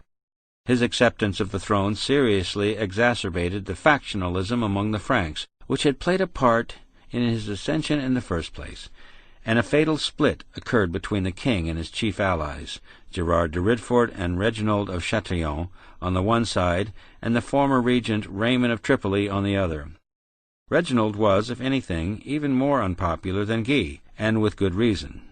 After committing atrocities in Cyprus, then under Byzantine control, Reginald mounted an expedition to relieve Syrian Christians of their cattle. On his way back to Antioch, he was captured by Muslim forces and ransomed. No one came forward to pay up, and Reginald remained incarcerated for the next 16 years. After being released around 1176, Reginald participated, bravely by some accounts, in the campaigns against Saladin, but he remained the Franks' loose cannon. In 1182 he had caused the maximum possible outrage in the Arab world when he had embarked upon a series of raids into Muslim territory from the Red Sea, attacking merchant ships and pilgrims on the way to Mecca. Not satisfied with this, a splinter group made for Mecca, planning to dig up the body of the Prophet. Muslim forces under Saladin's brother Malik intercepted them before they reached the Holy City and wasted no time in executing them. With Guy's ascension to the throne, however, Reginald was off again. Blithely disregarding Raymond's 4-year truce with Saladin, Reginald attacked a large Muslim caravan. In the battle, all the caravan's Egyptian guards were slaughtered. During late 1186 and early 1187, around the same time that Reginald was running amok, the Templar Grand Master Gerard de Ridfort tried to persuade King Guy to heal the rift between himself and Raymond of Tripoli. Raymond, like Reginald, had spent time in Muslim jails, but, unlike him, had undertaken the study of Arabic and had developed an interest in Muslim culture. It was this Muslim-friendly position, adopted by the Templars themselves at other times under less maniacal Grand Masters than Gerard, that led Raymond to approach Saladin and negotiate a truce that would leave Tripoli and Galilee free from Muslim aggression, whilst Raymond dealt with the ever-worsening situation with his co-religionists to the south. The two sides agreed to attempt to broker a deal at Tiberias, which was in Raymond's territory, on the shores of the Sea of Galilee, whilst Gerard and a Templar contingent, together with Rogers de Moulins and a force of Hospitaller knights, were staying at the Templar castle of Lefebvre, en route for Tiberias. Raymond sent word that he had allowed a Muslim scouting party into the area on condition that they kept the peace. This was the red rag to Gerard's bull, and he immediately ordered an attack on the Muslims. A day or so later, on the 1st of May, 1187, the Frankish troops encountered Saladin's men at the springs of Cresson, north of Nazareth. Despite the fact that the Christian forces only numbered 90 Templars, with another 50 secular knights against a Muslim strength of 7,000, Gerard ordered an attack. The Marshal of the Temple, James of Mailly, and the Master of the Hospital, Roger de Moulins, both urged retreat, but Gerard accused them of cowardice. James of Mailly is said to have replied, "I shall die in battle a brave man. It is you who will flee as a traitor." The Marshal's words proved to be prophetic. In the bloodbath that followed, the Christian forces were almost completely wiped out. Only Gerard and 2 other Templars escaped with their lives. If precipitating one military disaster was not enough, Gerard was to reprise his role as the one military adviser to whose advice one should do the exact opposite a matter of weeks later. As Saladin moved inexorably south towards Jerusalem, he took the city of Tiberias, trapping Raymond of Tripoli's wife within its walls. The Franks held a council of war at Acre on the 1st of July.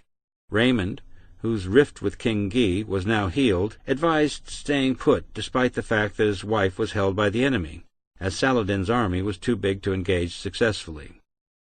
The king seemed to be in agreement until, later that night, Gerard advised an attack, convincing the king that it would be shameful to sacrifice Tiberias. Whether Gerard's advice was due to a near-suicidal streak in the Grand Master, or whether it was because he hated Raymond and couldn't bear the thought of agreeing to anything the Count of Tripoli suggested, he managed to change the king's mind. The Crusader army marched north at dawn until it reached the village of Lubia. They were constantly harried by Muslim archers and were suffering greatly from thirst. The Templars, who formed the rearguard, asked if they could stop for the night. Whether the request came directly from Gerard, it is not known, but King Guy agreed. Raymond, who was leading the vanguard, is alleged to have said when he heard this, "Lord God, the war is over. We are dead men. The kingdom is finished." The army was camped on an arid hill known as the Horns of Hattin, and they had no water, and the well was dry. During the night, Saladin's men set fire to the scrub at the foot of the hill, and the breeze carried it upward, choking the Franks.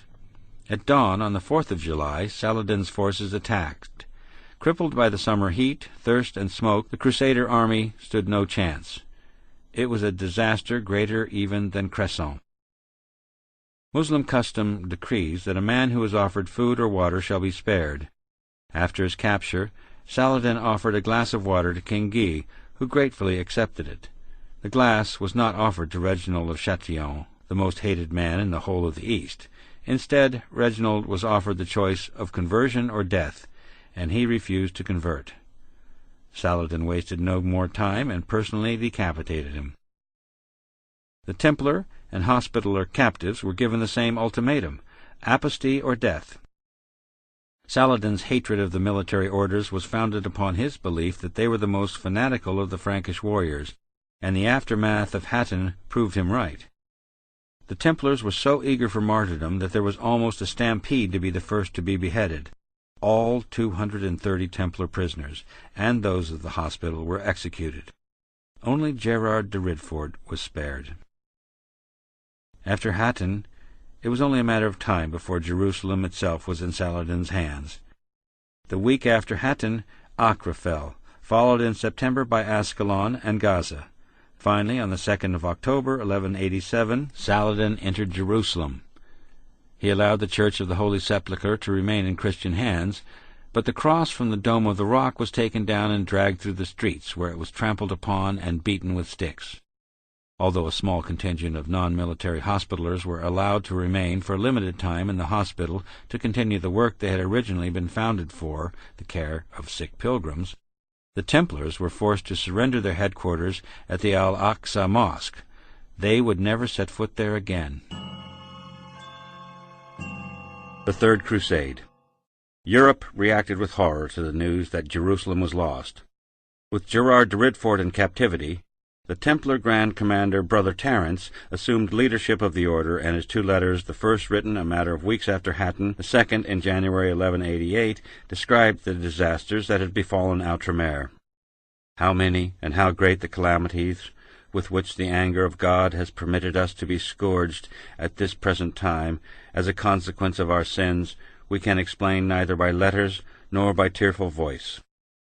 He goes on to write about Hattin and the loss of Acre, saying that Christian forces cannot hold out much longer, unless we immediately receive divine aid and your, i.e. Western, help, as the infidel are covering the entire face of this land, like ants. The letter was nominally addressed to Pope Urban III and to Philip of Alsace, Count of Flanders, the only major European leader who had visited the East that decade, but was also intended to be circulated as widely as possible. It reached Urban at Verona, delivered by Templar couriers, and it had a devastating effect, so much so that it probably hastened Urban's end. His successor, Gregory VIII, was already ancient and only reigned for 2 months, yet in that time he called for the kings of Europe to cease fighting one another for 7 years, and devote themselves instead to freeing the East from the oppression of the infidel. King William II of Sicily, who when he first heard the news, replaced his regal attire with sackcloth and went into retreat, at once sent a fleet of galleys to relieve Antioch. Something akin to the righteous furor surrounding the First Crusade began to sweep through Europe, with the Crusade being seen as a rite of passage, where one was not so much participating in order to gain absolution, as had been the case with the First Crusade, but in order to vanquish evil and prove one's courage in the field. This romanticization reached its apogee in the monk of Peter of Blois' Passeo Reginaldi, in which the recently deceased Reginald of Chatillon is portrayed not as the murdering maniac that he was, but as a saint and martyr. As preparations got underway in Europe for a new crusade, the Templars were at the forefront of the campaign to keep the remaining Christian possessions in the East out of Saladin's control. After the loss of Jerusalem, a fierce Christian counterattack kept Tyre in Crusader hands. Several Templar castles fell, principally Safad, northwest of the Sea of Galilee, and Gaston, which may have been the first castle the order took over in the Amanus March in the 1130s. The other main military order, the Hospitallers, lost Belvoir, Carac, and Montreal. But significant possessions remained. Antioch, Tyre, and Tripoli all held out against Muslim forces. Both King Guy and Gerard de Ridfort were released by Saladin and re-entered the fray. Despite the gravity of the situation facing the Franks, the old factional disputes were still alive, as Guy found out when he attempted to re-enter Tyre. That the city held out against Saladin was largely due to the unexpected arrival of a fleet under the German prince Conrad of Montferrat, who duly put himself in charge of the city after Saladin gave up attempting to take it in early 1888. In Conrad's eyes, the disasters of the previous year meant that Guy was no longer king. Guy's next move was against Acre, where he attempted to besiege the city in the autumn of 1189. That he was attempting to take a city at all suggests that Gerard de Ridfort had been advising him, and a contingent of Templars were among the forces that assembled around Acre. This time, Gerard's luck ran out, and he died fighting outside the walls of Acre on the 4th of October. When Acre was finally retaken on the 12th of July, 1191, the Templars had a new Grand Master, and the Reconquista against Saladin, under the King of England, Richard the Lionheart, was finally underway. The Third Crusade marks perhaps the high point between the Templars and a crusade leader. Although during the Second Crusade the Templars had proved themselves indispensable, this was at least part due in part to their financial commitment to it. And it was only with the Third Crusade that they really came into their own as a fighting force. This was in large part due to the new Grand Master, Robert de Sable, who was a vassal and trusted friend of Richard the Lionheart. Richard, although notorious as England's absent king, he was only in the country for 6 months of his 10-year reign, was a brilliant military commander, ably supported by the cautious Robert. Within 2 months of Acre, Richard's tactical skills would show its hand. On the 7th of September, 1191, Saladin attacked the Crusader army as it marched south from Caesarea, just outside the forest of Arsuf.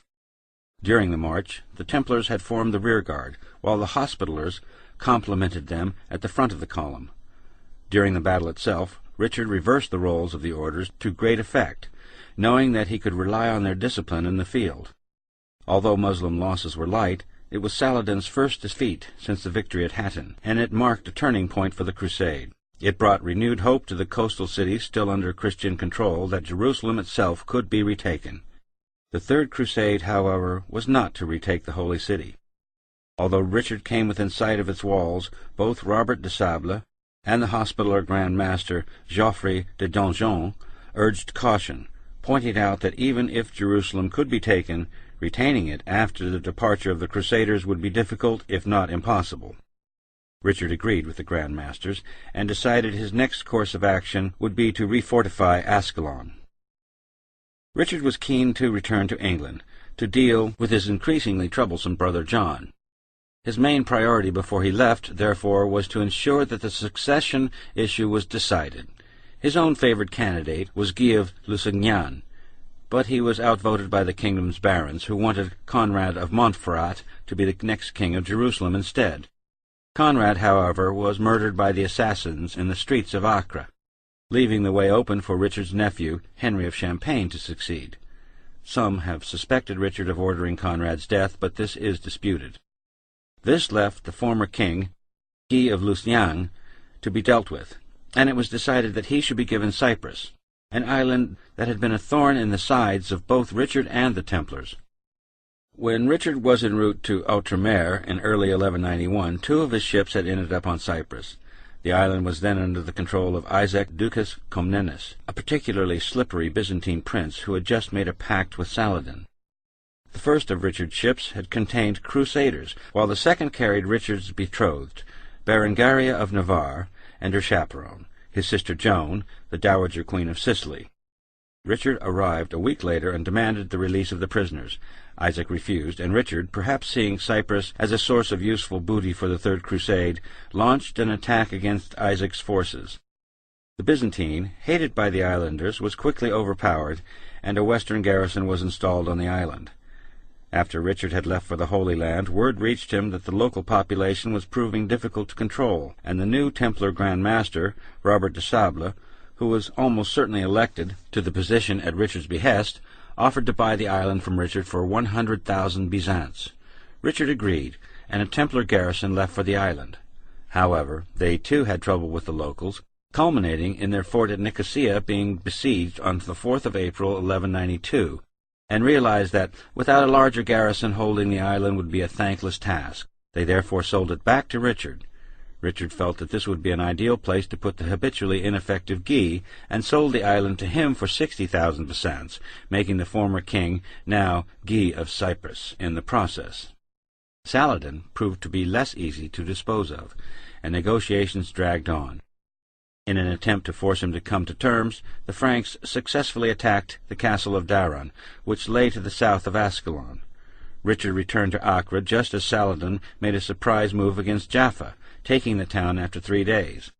Richard, accompanied by only 80 knights, Templars among them, 400 archers, and 2,000 Italian mercenaries, improvised a counterattack and beat off the much larger Muslim force. Negotiations were concluded not long after. Richard agreed to demolish Ascalon, while Saladin agreed to recognize Christian possessions along the coast. Furthermore, Christians and Muslims were to be allowed to cross each other's territory, and Christian pilgrims were free to visit Jerusalem and the holy places. On the 9th of October, 1192, Richard left the Holy Land with the Templar escort. He never returned. Saladin died the following year. A tenuous peace descended on the lands beyond the sea. The Templars at the turn of the 13th century. The Templars, like much of the Latin East after the Third Crusade, found themselves trying to rebuild the hold they had had before the disasters of the late 1880s. Despite the fact that Christian pilgrims were allowed into Jerusalem, they themselves were not, and so they established new headquarters at Acre, which now became the most important city in the Latin East, and the Templars' base for the next 100 years. The order had had a presence in the city for decades, and the German monk Theodorich saw it in the 1170s. The chronicler known as the Templar of Tyre, writing in the mid-13th century, described it as the strongest place of the city, largely situated along the seashore like a castle. At its entrance it had a high and strong tower, the wall of which was 28 feet thick. On each side of the tower was a smaller tower, and on each of these was a gilded lion passant, as large as an ox. These 4 lions, together with the gold and the labor, cost 1,500 Saracen besants, and were noble to look upon. On the other side, near the street of the Pisans, there was another tower, and near this tower, on the street of St. Anne, was a large and noble palace, which was the master's.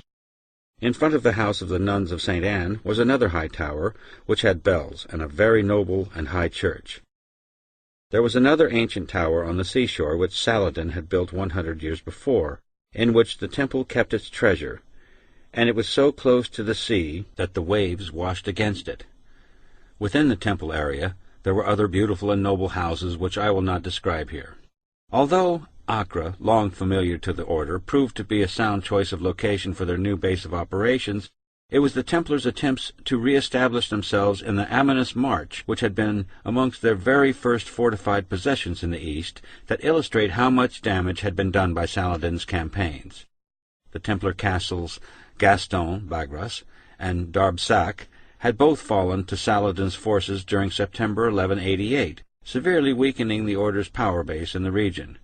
Gaston proved to be a drain on resources, however, and in 1191 the Muslims abandoned it. Prince Leo of Cilicia and Armenia then occupied it and refortified it. When the Templars attempted to gain access to the fortress, they were refused, and so began a long campaign to wrest control of it from Leo. The situation was made infinitely more complicated by Leo's war with Antioch, the precarious position of the Armenian Church, and the rival claims made by Leo's descendants and those of his Antiochene rival Bohemond III. An intermittent campaign was conducted between the Templars and Leo's forces until 1211, when, in a series of attacks on the Templars and their holdings, the recently elected Grand Master, Guillaume de Chartres, was wounded, and Pope Innocent III subsequently excommunicated Leo. The Armenian Church had only been reconciled with Rome since 1197, and Leo evidently felt that his excommunication put him politically beyond the pale. So he restored Gaston and other Templar holdings to the order between 1213 and 1216.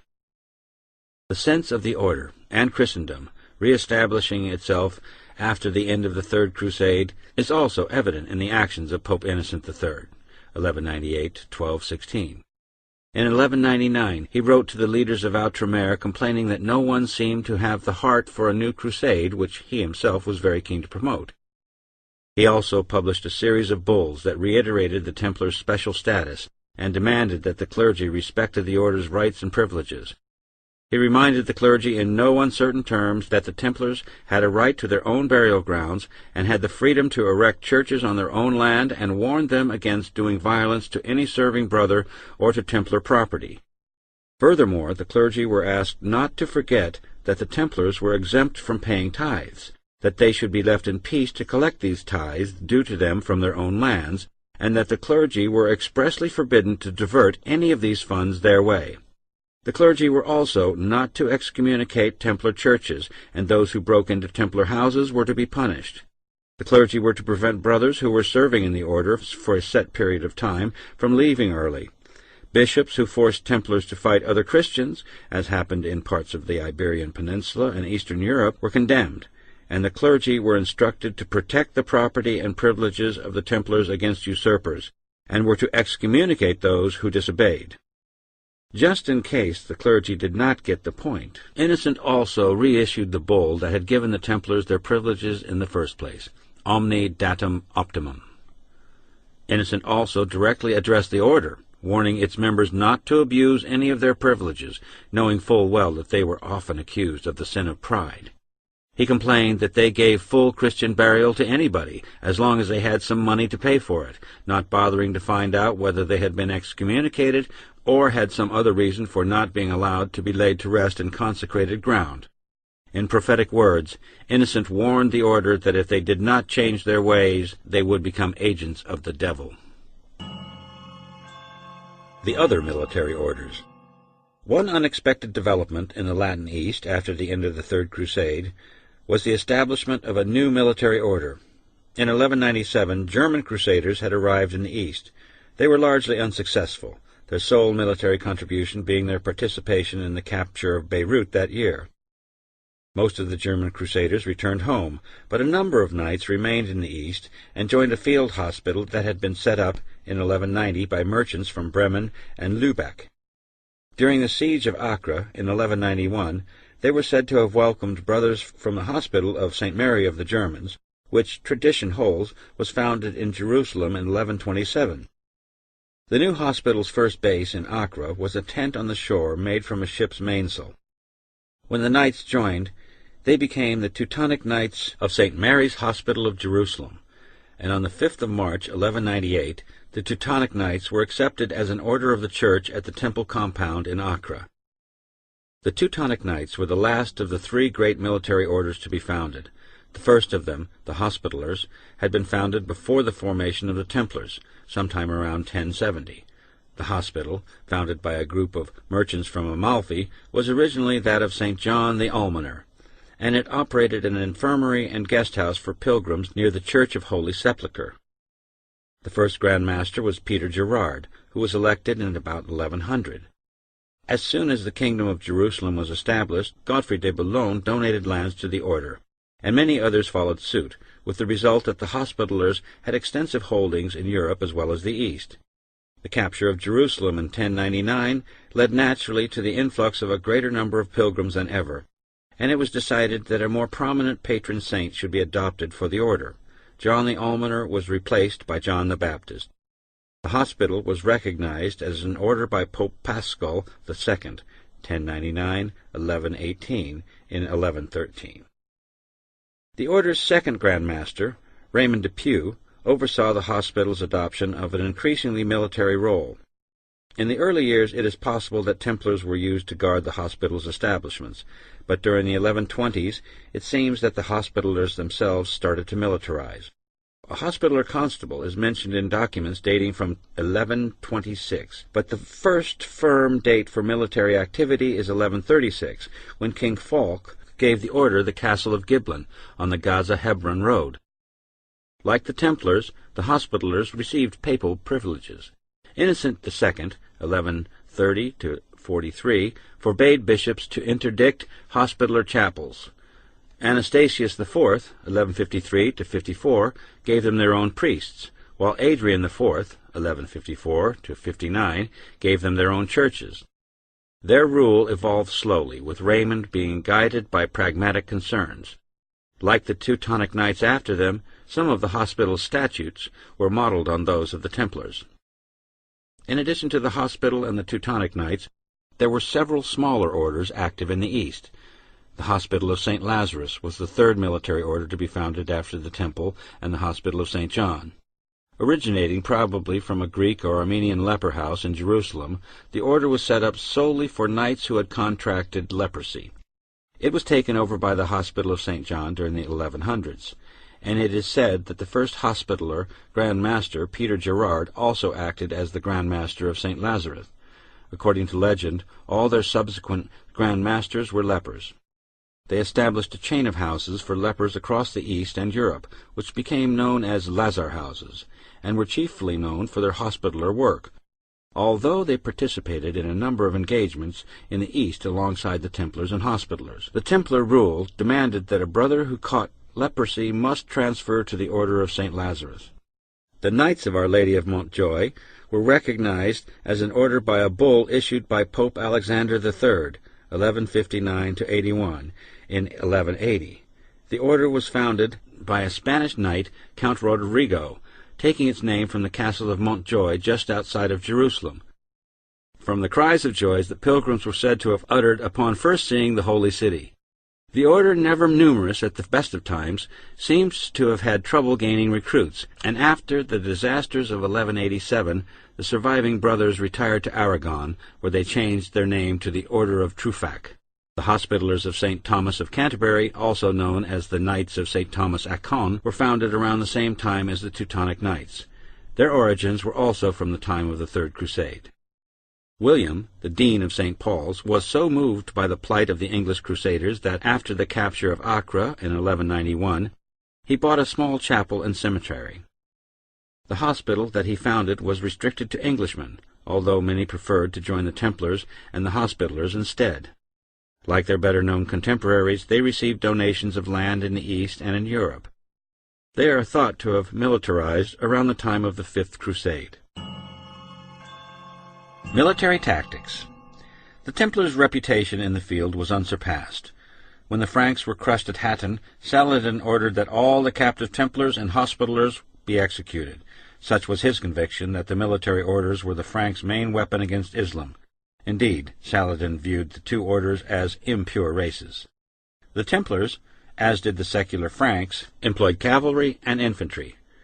The former comprised mounted knights and sergeants, the latter archers and troops armed with axes and spears.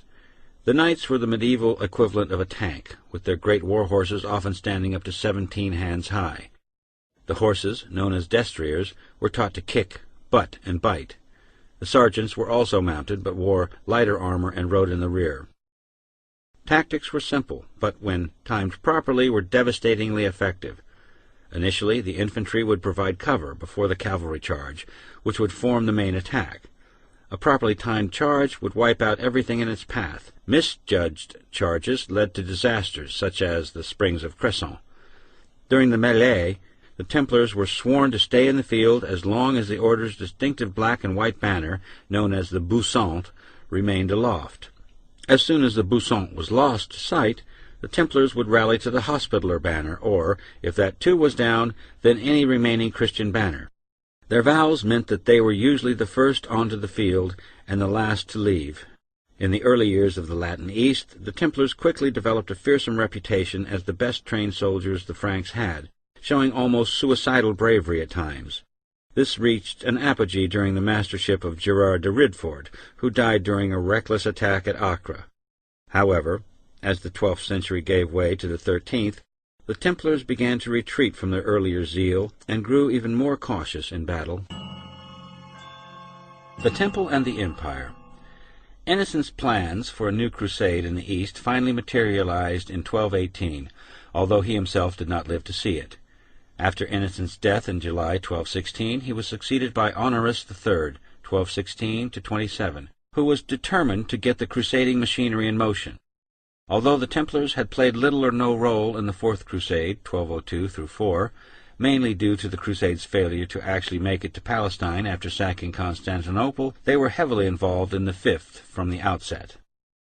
A crusade fund was established at the Paris Temple, where the Templar treasurer, Brother Haymard, oversaw donations. Honorius wrote to the Templar Grand Master Guillaume de Chartres, and also to his opposite number in the hospital, Garin de Montague, ordering them to meet the Crusaders' leaders, King Andrew of Hungary and Leopold, Duke of Austria, on Cyprus. As things turned out, the two men and their respective armies arrived separately in the East in the autumn of 1217. Initial plans to attack Damascus were shelved after the somewhat lackluster campaign of November 1217 in favor of mounting a campaign in Egypt with the intention of capturing the key city of Damysia. With reinforcements under the King of Jerusalem, John of Brienne, 1210-1225, the Crusaders, including contingents of Templars, Hospitallers, and Teutonic Knights, landed at Damysia in June 1218. It was here that the Templar Grand Master, who had been unwell since the previous autumn, died, and was succeeded by Garin de Montague's brother Peter. For the first and only time, the orders of the Temple and the Hospital were under the control of the same family. A third brother, Ustorge, was Archbishop of Nicosia. Damysia was swiftly captured. Oliver of Paderborn, the master of Cologne's cathedral school, who went on the Fifth Crusade, wrote in admiration of the Templars' ability to fight in the waterlogged terrain of the Nile Delta, using both a fleet of ships and pontoons, and being able to negotiate the swamps on horseback. Warfare of this sort would not normally be waged in the sun-baked hills and valleys of Palestine, and that the Templars were so effective in the capture of Damysia proved that they were military strategists and engineers of genius.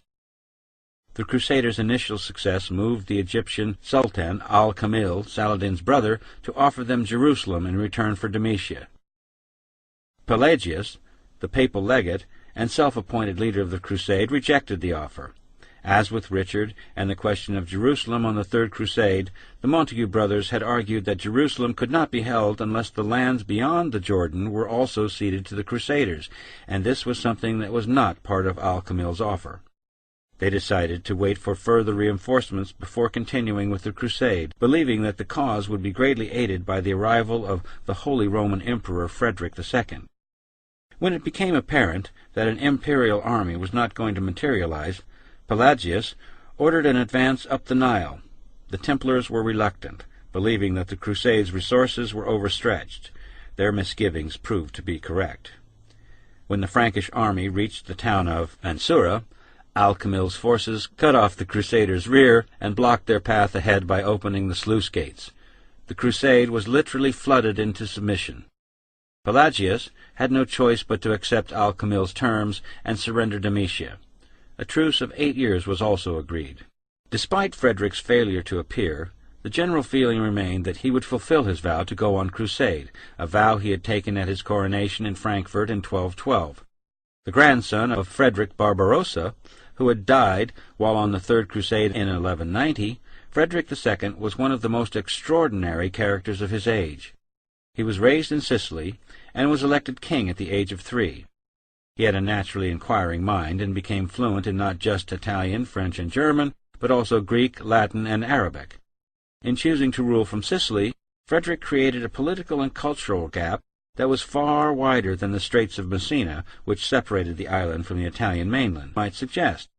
He had a pronounced interest in Arabic culture, and his bodyguard was made up entirely of Saracens. He was rumored to be an atheist, and certainly had what might be termed a scientific outlook on nature, which led to a number of bizarre and sometimes cruel experiments. Children were raised in complete silence in order to observe what language they would utter when they were old enough to talk. This would therefore prove what language Adam and Eve had spoken in the Garden of Eden. A man was imprisoned in a wine barrel to see if his soul could be seen departing from his body at the moment of death. 2 men, one indolent, the other active, were killed and then dissected in order to find out how their lifestyles had affected their internal organs. Rumors abounded about Frederick's private life, and he certainly seemed to have had somewhat liberal attitudes to sex. He defended the Jews of Germany against charges of the ritual murder of Christian children, and at one point is said to have seriously considered converting to Islam, which would have made him, as Holy Roman Emperor, neither Holy Roman nor Emperor. Frederick and his army finally landed at Acre on 7 September 1228. It had been a difficult passage. Frederick's forces had to put in at Otranto because of illness, and this delay had enraged the new Pope, Gregory IX, so much that he excommunicated the emperor.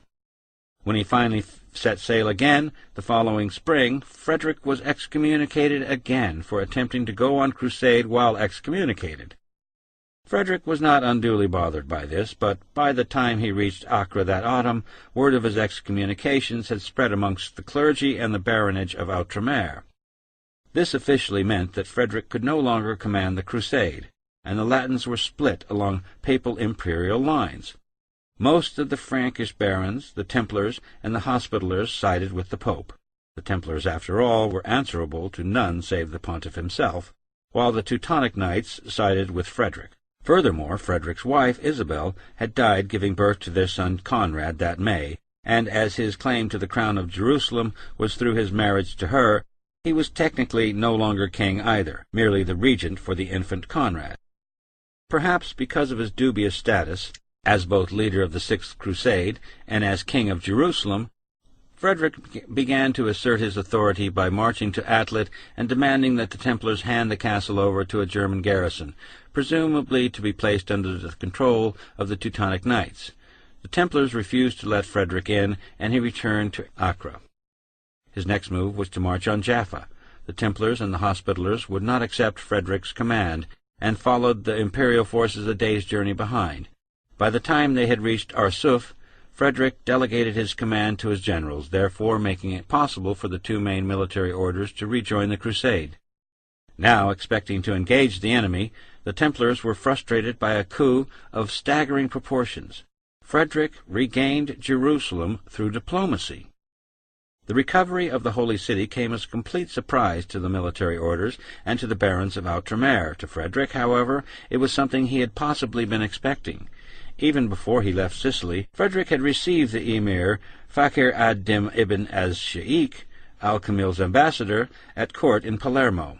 The emir brought the emperor news that Al-Kamil would return Jerusalem to Christian control if Frederick promised to help the Sultan in his campaign to recapture Damascus.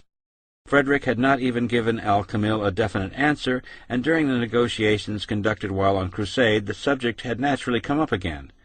By this time, however, Frederick had received news that the situation back home had taken a severe turn for the worse, with war breaking out between an imperial army under Reginald of Spoleto and a papal army under the former king of Jerusalem, John of Brienne, and he was anxious to return to Palermo. Although the thought of a successful Christian-Muslim alliance against Al-Kamil's enemies in Damascus might have appealed to Frederick's ego, it would have been the greatest outrage of all time in the eyes of the Pope and the Western leaders. Quite what would have happened is difficult to imagine. A compromise was therefore reached in which Frederick and Al-Kamil saved face. Jerusalem was returned to the Franks, but the Temple Mount was to remain in Muslim control. The city itself was to remain undefended, being connected to the coastal cities by a thin corridor of land.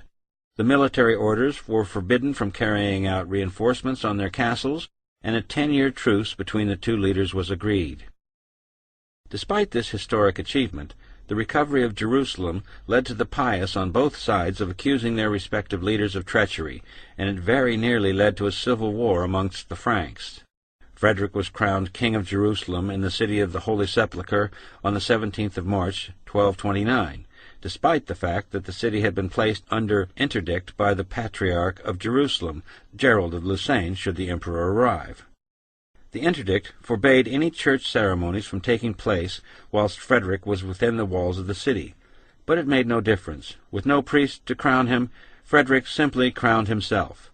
The Templars and the Hospitallers stayed away, leaving only the loyal Teutonic Knights to guard the emperor and the king. Their great Grand Master Hermann von Salza delivered an oration in which Frederick forgave the Pope for opposing him, a none too subtle reference to Frederick's double excommunication, and promised to do everything he could to defend the Church and the Empire. Frederick signed himself God's Vicar on Earth, a title which was normally reserved for the pontiff, thus throwing down the gauntlet. For Frederick, the enemy was not Al-Kamil, but the papacy.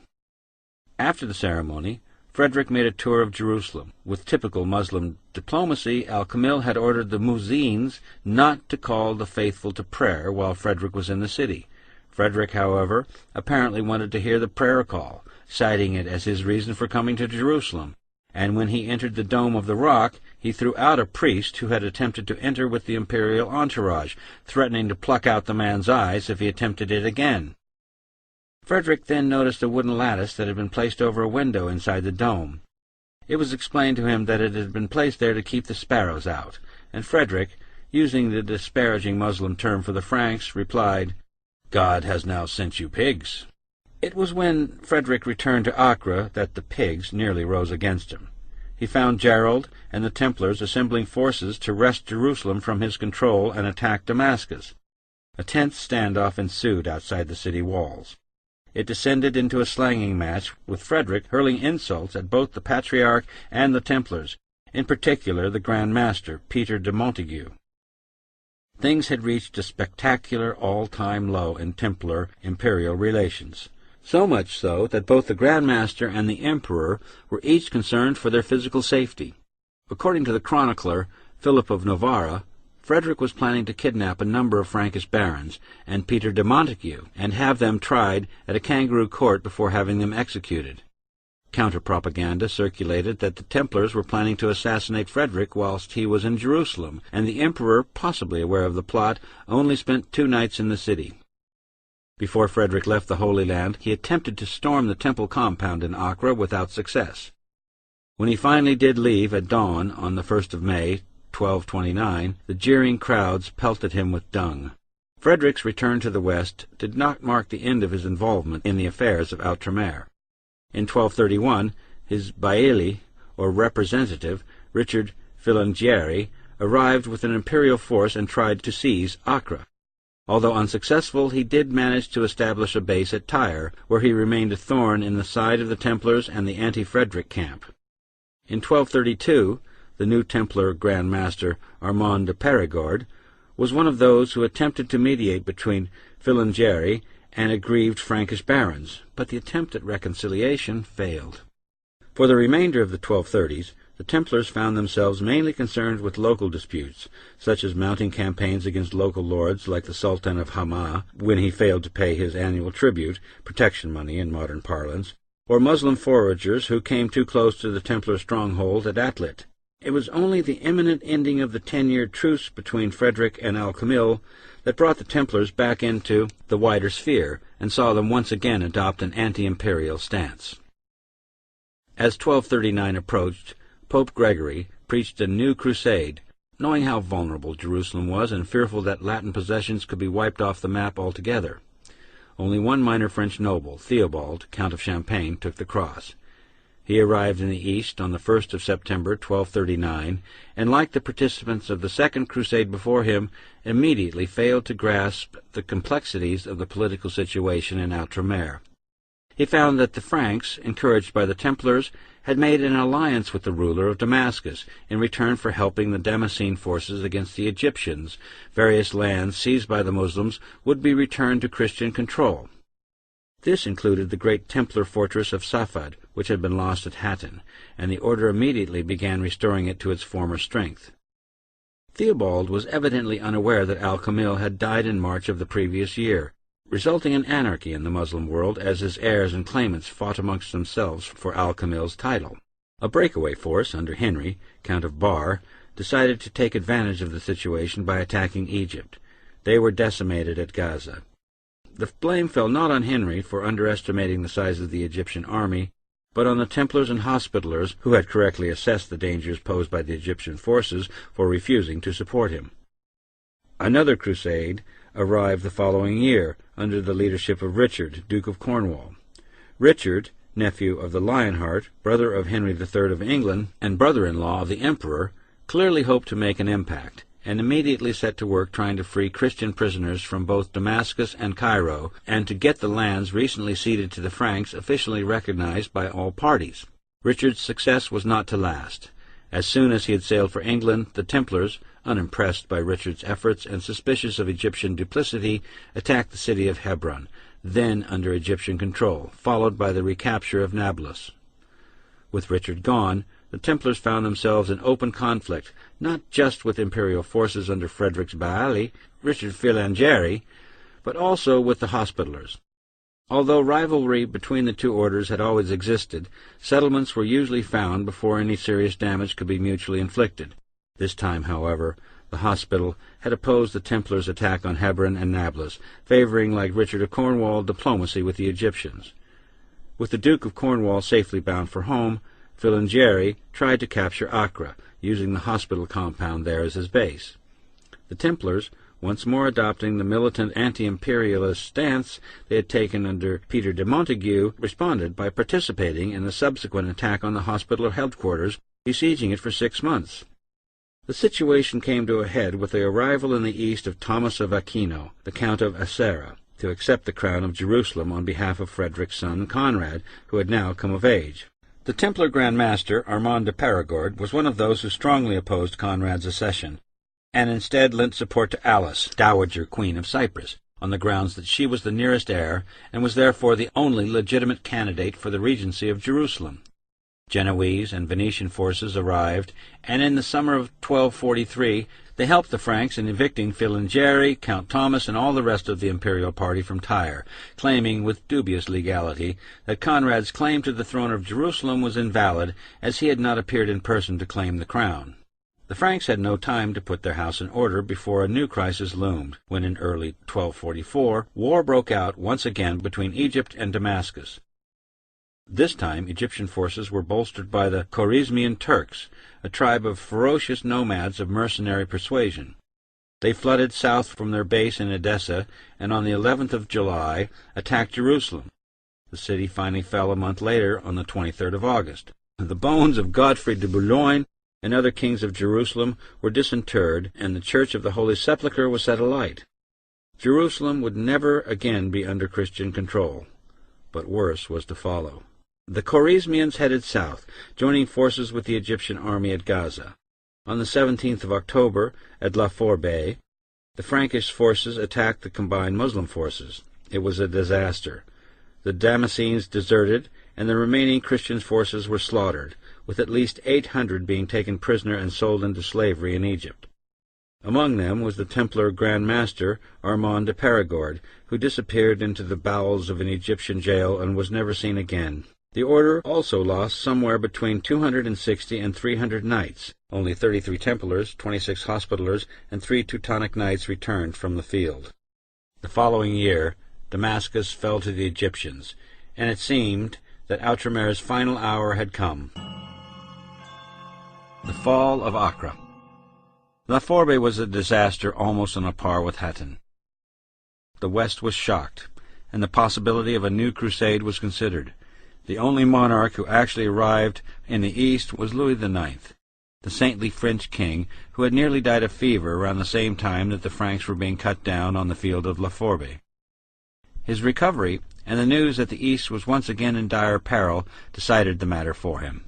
After extensive preparations, he sailed from France in the Camargue on the 25th of August, 1248, arriving in Cyprus on the 17th of September. Among the welcoming party was the new Templar Grand Master Guillaume de Sognac, who had been elected after the order's failure to secure the release of Armand de Perigord from captivity in Egypt.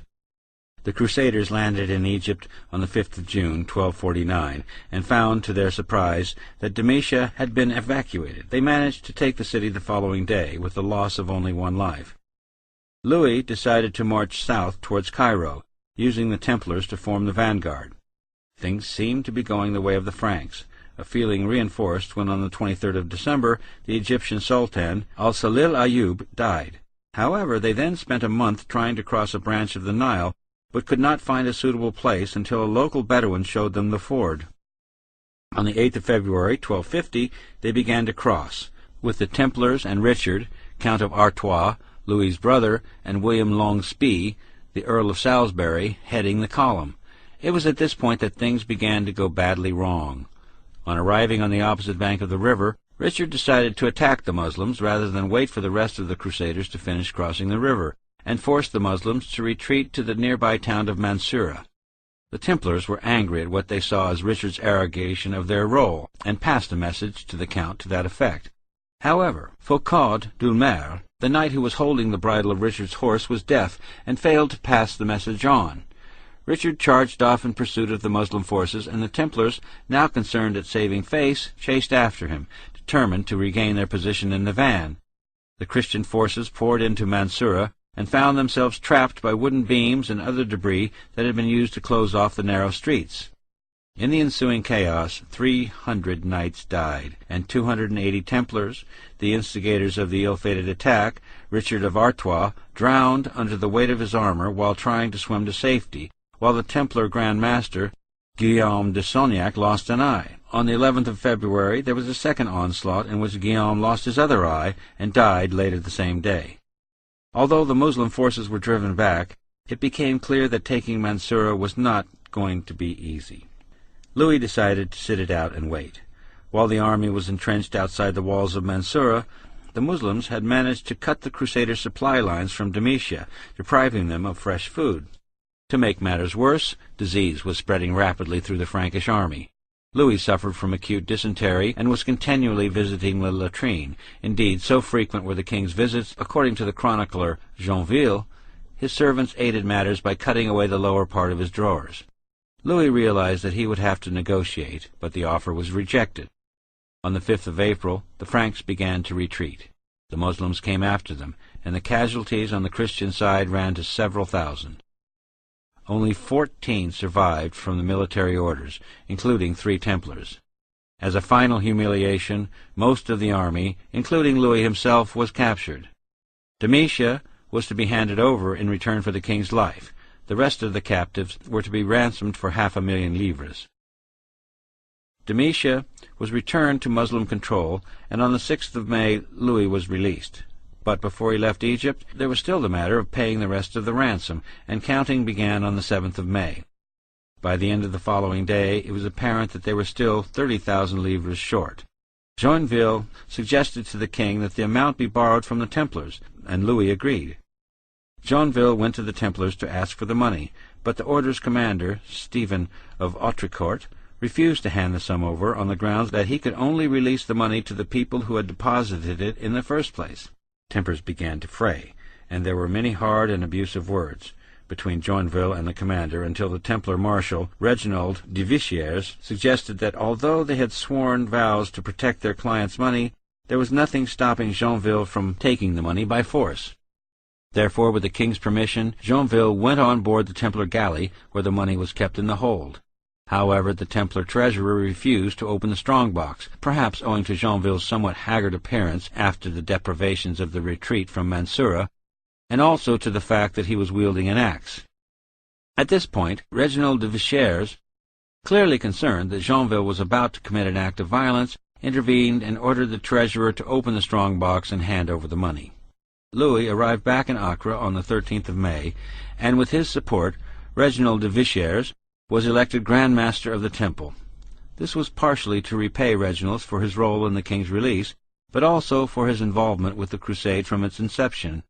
As early as 1246, Reginald was acting on behalf of Louis in arranging shipping to carry the Crusaders to the east. Louis stayed on in Outremer for another 4 years, and he initially remained on close terms with the Templars. Indeed, when a son was born to Louis, the baby was delivered in the castle of Atlit, and Reginald acted as his godfather. Relations were soon strained, however, when Reginald attempted to form a new alliance with Damascus without consulting Louis. The king was furious, and made the Grand Master perform public penance for his insubordination. Louis left the East in April 1254. Despite the failure in Egypt, the crusade had achieved a number of things. Fortifications were improved in key cities such as Caesarea, Jaffa, Sidon, and Acre itself, and Louis pledged to assist in maintaining them by supplying a constant garrison of French troops. The inland castles, such as Safad, were all in the hands of the military orders, as they had proved too expensive for the secular baronage to run. Additionally, Louis had shown that Outremer could still be governed well, provided that it had a single, strong leader behind whom the Frankish barons could unite. And in his 6 years in the East, he had injected a vast amount of money into the economy, 1.3 million livres tournois, or about 11 or 12 times the annual income of his kingdom. When Louis left, he took his leadership and financial support with him. Unfortunately for the Franks, this coincided almost exactly with the rise of two new powers that would both threaten Outremer, the Mongols and the Mamluks. Of the two, the Mongols proved the most immediate threat. Indeed, such was the Frankish fear of them that it brought all three of the main military orders together. The Templars, Hospitallers, and Teutonic Knights all agreed to put their habitual squabbles to one side in the name of defending Outremer, an achievement all the more impressive when one considers that civil war had broken out in the East shortly after Louis's departure, with the Templars and Teutonic Knights on one side and the Hospitallers on the other. Letters were written and frantically dispatched to the West. One Templar courier managed to make it to London in just 13 weeks, bearing a doom-laden account of the situation in the East, reminiscent of the letters of Brother Terence after the disasters of 1187. When they had read these letters, both the king, Henry III, and the Templars gave way to lamentation and sadness on a scale no one had ever seen before, for the news was that the Tartars, Mongols, advancing with an innumerable force, had already occupied and devastated the Holy Land almost up to Acre. Unless help is quickly brought, a horrible annihilation will swiftly be visited upon the world. On the 3rd of September, 1260, a horrible annihilation was indeed visited upon Outremer, but it was not the Franks who bore the brunt of it. It was the Mongols themselves. At An-Julat, south of Nazareth, a Mongol army was crushed by the Mamluk forces under the Sultan Saif ad-Din Qutuz. The Mamluks, a caste of elite slave warriors who had been a permanent component of the Egyptian military for a century, had recently seized power in Egypt, bringing to an end the rule of Saladin's descendants. Qutuz himself was soon ousted, being assassinated the month following the victory at Anjulat.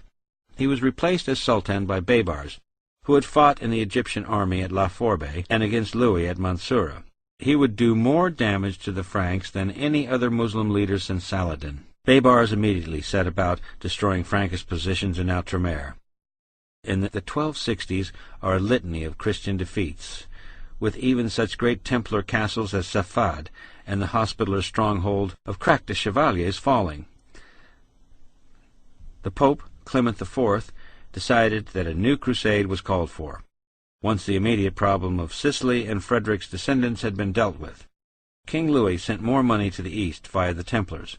No sooner had the funds been transferred than further letters came from the east requesting more money to pay soldiers. Appeals for help were unending.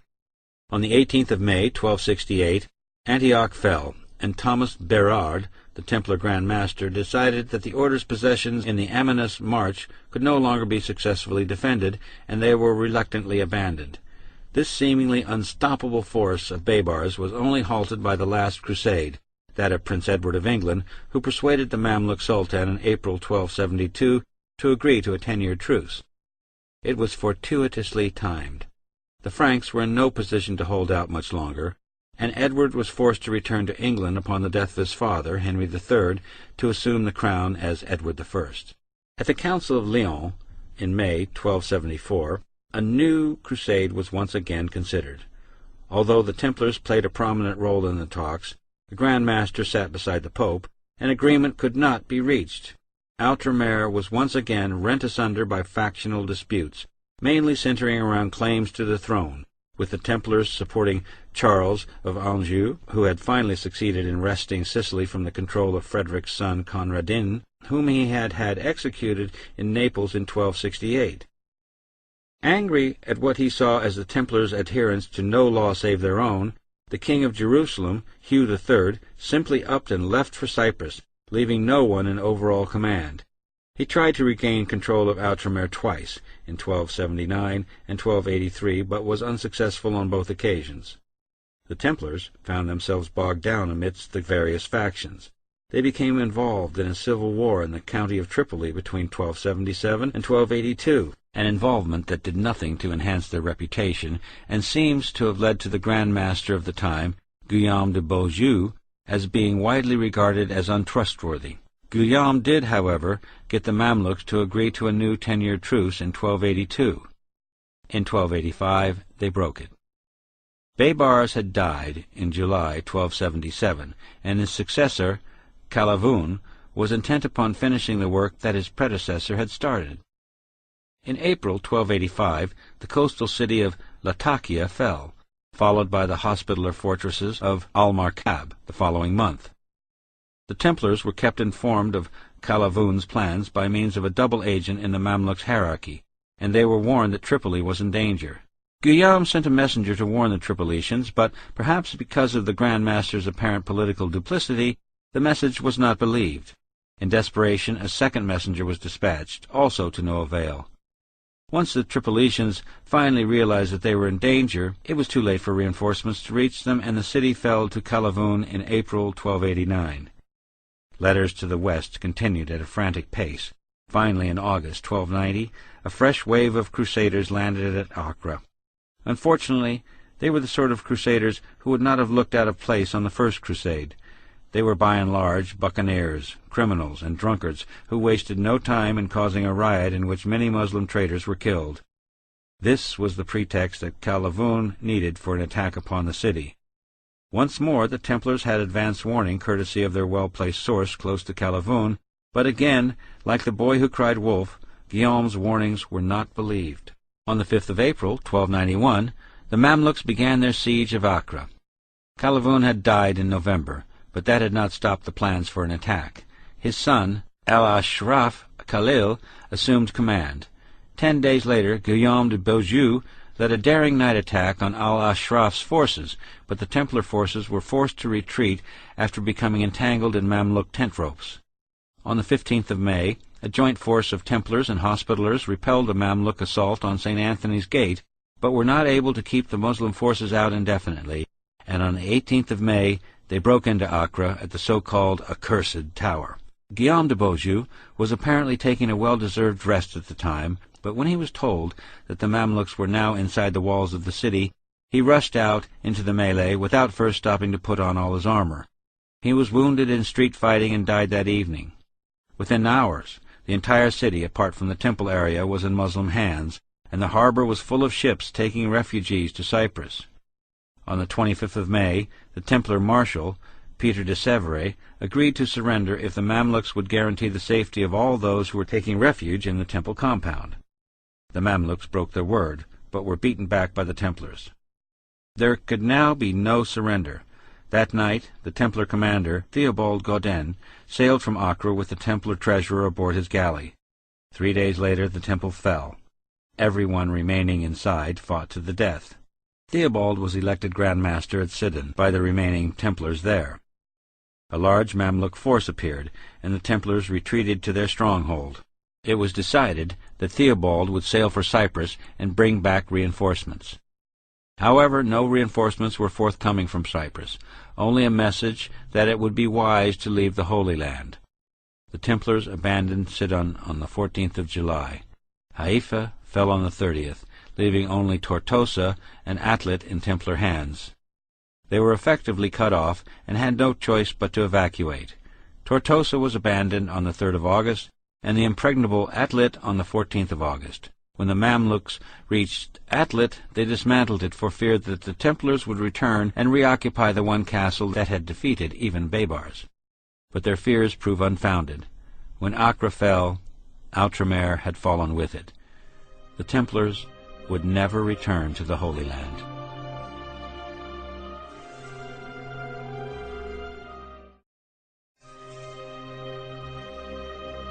Fall and Trial, 1291 to 1314. Theobald Gaudin did not long survive the loss of Acre. He died on the 16th of April, either in 1292 or 1293, and was succeeded by the man who, along with Hughes de Payens, is perhaps the best-known Grand Master of the order, Jacques de Molay. Jacques was probably around 50 years old when he was elected to the position, almost certainly in a chapter meeting at the order's new headquarters at Limassol on Cyprus. He had joined the Templars some 3 decades before, being initiated at Beaune in Burgundy, in 1265 by Humbert of Perrot, then master in England, and Amaury Laroche, master in France. From what is known about him, he appears to have been much of an old-school Templar, being a master who was concerned solely with the restoration of Outremer, a position in marked contrast to that of the political machinations of Guillaume de Beaujeu. But in fairness to Guillaume, the Holy Land was still in Christian hands during his tenure as master, and Molay faced a very different set of circumstances upon his ascension to the post. Molay supported Pope Nicholas IV's call for a new crusade, and much of his mastership until 1307 was concerned with trying to re-establish a Frankist presence in the mainland, the only Christian-held territory being the Templar garrison on the small island of Ruad, just off the coast of Tortosa. The Templars after 1291.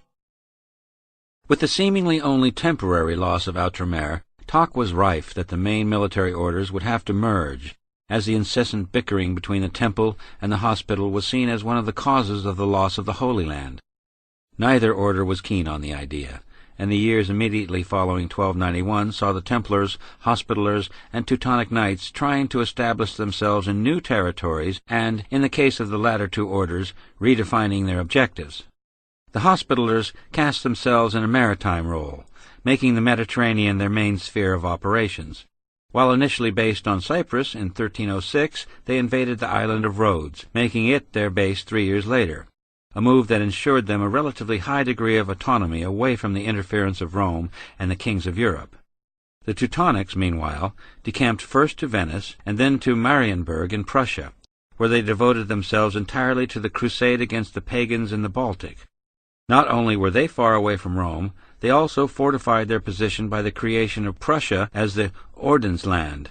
This was literally a country created and run by a military order, something the Templars had long wanted to do. The Languedoc had been the Templars' favored location for a state of their own for some decades before the fall of Acre, but they found themselves in the short term also on Cyprus. Although they had sold the island back to Richard the Lionheart in 1192, they had retained properties there, and Limassol became their new headquarters. However, the ghosts of the 1190s had not been entirely laid to rest, and the order soon found itself enmeshed in local politics. King Henry of Cyprus was far from delighted to have the most powerful and feared military machine of the day arriving on his doorstep, and in 1298 he made an official complaint about the Templars' behavior, citing the usual offenses of arrogance and greed. In 1306 there was a coup, in which Henry was forced to abdicate in favor of his brother Amaury, who was supported by the Templars. Jacques de Molay's first major undertaking as Grand Master was to travel to the west in 1294-95, to reinforce support for the order. He arrived in Rome in December 1294, just as a new pope, Boniface VIII, was being invested. Boniface granted the Templars the same privileges in Cyprus as they had held in Outremer, which pleased Jacques de Molay, if not King Henry. Further help was at hand on the Italian peninsula. Charles II of Naples exempted the order from paying taxes on export of food. With such offers of help coming in, Jacques wasted no time in writing to every other monarch in Europe. He traveled to Paris and London, where Edward I promised that he would provide a crusading army once he had dealt with the French and the Scots. He also exempted the order from paying export taxes on funds that were going from the London Temple to Cyprus. As with earlier Crusades, the Templars played a central role in the build-up of a military presence in the East, beginning in 1300. It was widely believed that the Mongols would return to the Holy Land, wrest Jerusalem from Mamluk control, and hand it back to the Franks. The Templars began to pave the way for a possible attack, with a series of raids during the summer of 1300 on the coastal cities of Egypt and Syria, and in November they began preparations for an invasion of the mainland. 600 knights were sent to Ruad, with orders to wait for news of the expected arrival of a combined force of Mongols under the Ilkhan Kazan and the Armenians under King Hatum. When the Mongols and Armenians finally did reach Tortosa in February 1301, they found no one there to greet them. With no signs of the reinforcements, the Templars had given up and gone back to Cyprus. To make the situation worse, the use of Ruad in this abortive campaign had alerted the Mamluks in Egypt to the strategic importance of the island, and in 1302 the garrison there was wiped out by a Mamluk attack. It was the loss of the very last Templar holding in Outremer. The arrests. The spectre of merging the temple with the hospital returned with the investiture of Clement V as Pope in November 1305.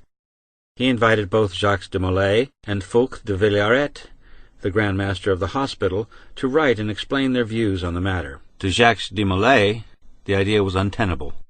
In his memoir to the Pope, dictated in 1306, he examined the case for and against a merger, and concluded that the two orders, while having similar goals, would function better if they remained independent. Clement also requested de Molay's opinion on a new crusade, to which the Grand Master responded with a second memoir. Crusades in the past had generally been either a passegum generale, where everyone was free to join, such as the First Crusade, or a passegum particulare, in which a limited number of professional soldiers would attack a specific target, which was usually the case with most of the later Crusades. De Molay went against the prevailing opinion of the time and suggested that, given the loss of Ruad, the passegum generale was the only viable option. Clement was not convinced, and summoned both de Molay and de Villaret to France to meet and discuss the matter further. The meeting, planned for All Saints' Day, 1306, had to be postponed when the Pope suffered an attack of gastroenteritis. De Molay arrived in the West in either late 1306 or early 1307. Fulk de Villaret, detained by the hospital's campaigns on Rhodes, did not arrive until late summer. It was while de Molay and Clement were waiting for the Hospitaller Grand Master to arrive in France that a third matter was discussed. 2 years earlier, allegations of gross impropriety had been made against the Templars by several knights who had been expelled, and de Molay asked the Pope to look into the matter to clear the order's reputation.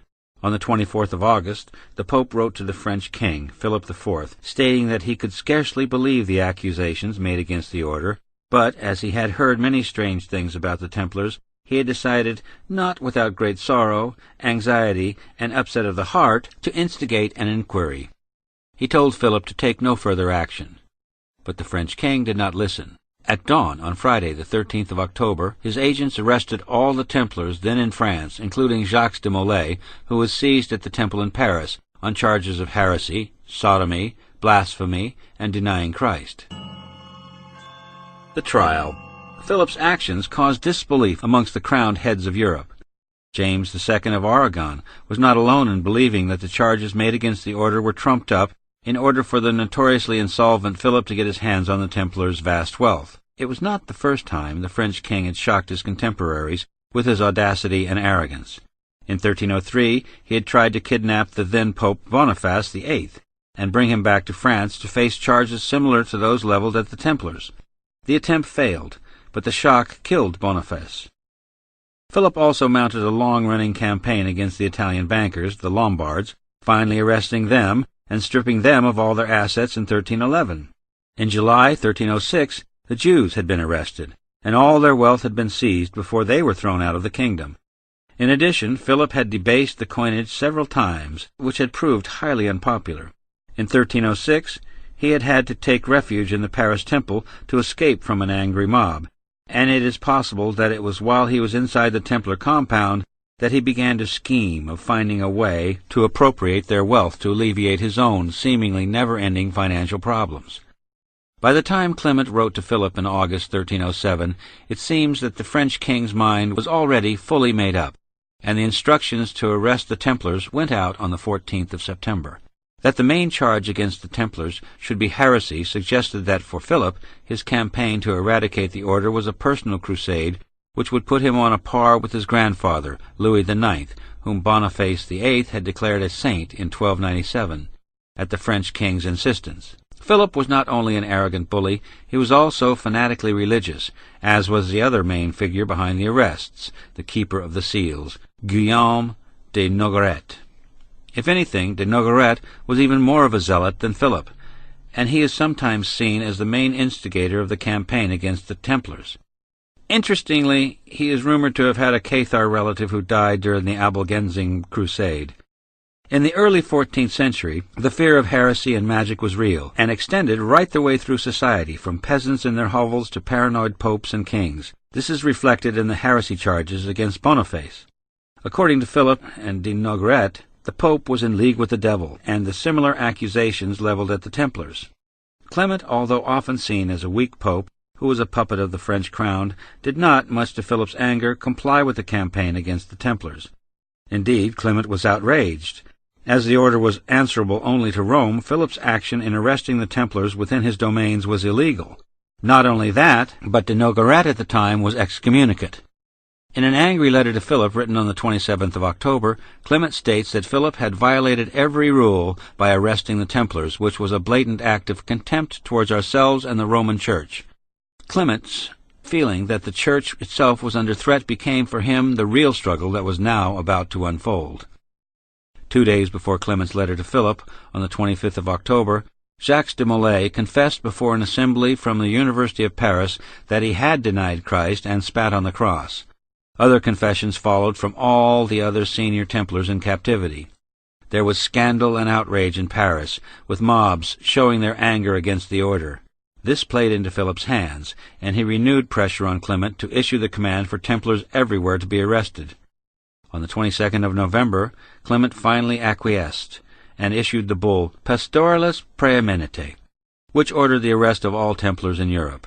If Philip had hoped that other rulers would follow his example, he was very much mistaken.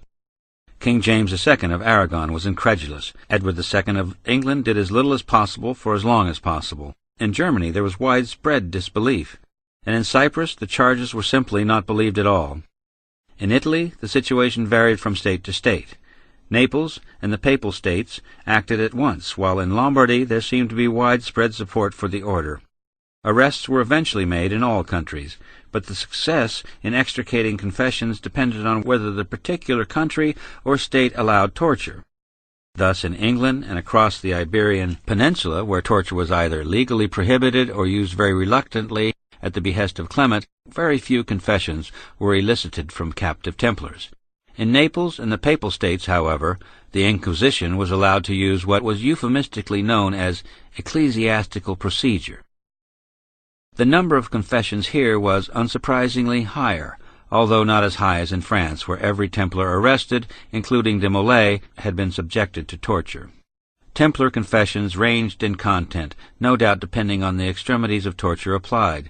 Most confessed to spitting, trampling, and urinating on the cross during their reception ceremony, and denying Christ on the grounds that he was a false prophet. One Templar admitted that he had been told, "Put not thy faith in this, the crucifix, for it is too young." The reception ceremony also included obscene kisses, usually on the navel and the base of the spine, although some confessed to kissing on the buttocks or penis. The words of consecration were said to have been omitted from the Mass. Most also confessed to worshipping an idol called Baphomet, which, depending on who was confessing at the time, was a severed head, or was one head with three faces. In other cases it was said to be a face of a bearded man, and in others a woman or a cat. There were also admissions of having sex with demonic women, and even killing newborn children. Clement insisted that the confessions should be heard before a papal committee, and on the 24th of December, Jacques de Molay and other senior Templars appeared before it. Now seemingly out of the hands of Philip, de Molay retracted his confessions on the ground that he had only confessed in the first place after being tortured. The other Templars with him did likewise. Needless to say, this put a major spanner in the works of what Philip and de Nogaret had both hoped would be a swift and decisive campaign to eradicate the order once and for all, seize its wealth, and declare the French crown the de facto leader of Europe and the defender of the one true faith. Clement was not to be bullied, and in February 1308 suspended proceedings. Philip immediately approached doctors at the University of Paris to try to bolster the legal standings of the case for the prosecution. In their reply of 25 March, the doctors did not feel that Philip had much of a case. The king was becoming apoplectic. In May, he called a meeting of the Estates General in an attempt to win over the majority of public opinion. This, too, met with mixed success, and general public support for the Templars seemed to be growing alongside a distrust of the king. Matters came to a head in June, when Clement arrived at Poitiers to try to wrest control of the whole affair away from the French crown and back into the hands of Mother Church. Philip sent 72 Templars to confess before him. On the 27th of June, Clement heard the confessions and agreed to set up 2 inquiries to handle the case. One would look at the order as a whole, and the other would examine the case of the individual Templars. That he was under virtual house arrest, with French troops sealing off the town, was without doubt a major factor in Clement's willingness to at last go along with Philip's wishes. The rest of the summer was spent in a whirlwind of bureaucracy, with summonses going out in order to get the 2 commissions up and running. Indeed, on one day in August, nearly 500 such letters were issued in a single day. De Molay and other Templar leaders, held at Chinon, retracted their retractions, no doubt after suffering further torture, and things at last seemed to be going Philip's way. But it was not to be that easy. Collating all the evidence took far longer than expected, a fact which exasperated Philip, and the papal hearings did not formally open until over a year later, on the 22nd of November, 1309. Jacques de Molay appeared before the committee on the 26th of November and expressed his wish to defend his order, but felt unable to do so as he was a poor, unlettered knight. Unlike the other military orders, which seemed to be much more in tune with the increasing legalism of the period, the Templars under de Molay had seemed blithely unconcerned with the changing political climate in the West, and as a result had no legal counsel at their disposal, a fact which now appears to be their undoing. De Molay gave further evidence 2 days later, and repeated that he felt unable to defend the order. He also made a further gaffe when he announced that he would not talk to anyone but Clement in person, as he firmly believed that he could exonerate both himself and his order with a personal appeal. Philip's agents let imprisoned Templars know that their Grand Master had failed to defend them, in the hope that it would break their morale, and for a while the ploy seemed to work. However, when the hearings began again in February 1310, 2 Templars, Peter of Bologna and Reginald of Provins, both of whom had had legal training in the years prior to 1307, stepped forward and announced that they wished to defend their order against all charges made against it. Philip had no choice but to allow the Templars to make their defense. On the 1st of April, they made a convincing case for the order's innocence, with Peter of Bologna in particular making a powerful appeal that the Templars were not only innocent of all charges, but had been the victims of a cruel plot. He railed against the use of torture, which had merely given the inquisitors the confessions they wished to hear. One Templar admitted that he would have even confessed to murdering God in order to stop his torments, despite the fact that they had been promised by Philip that no torture would be used.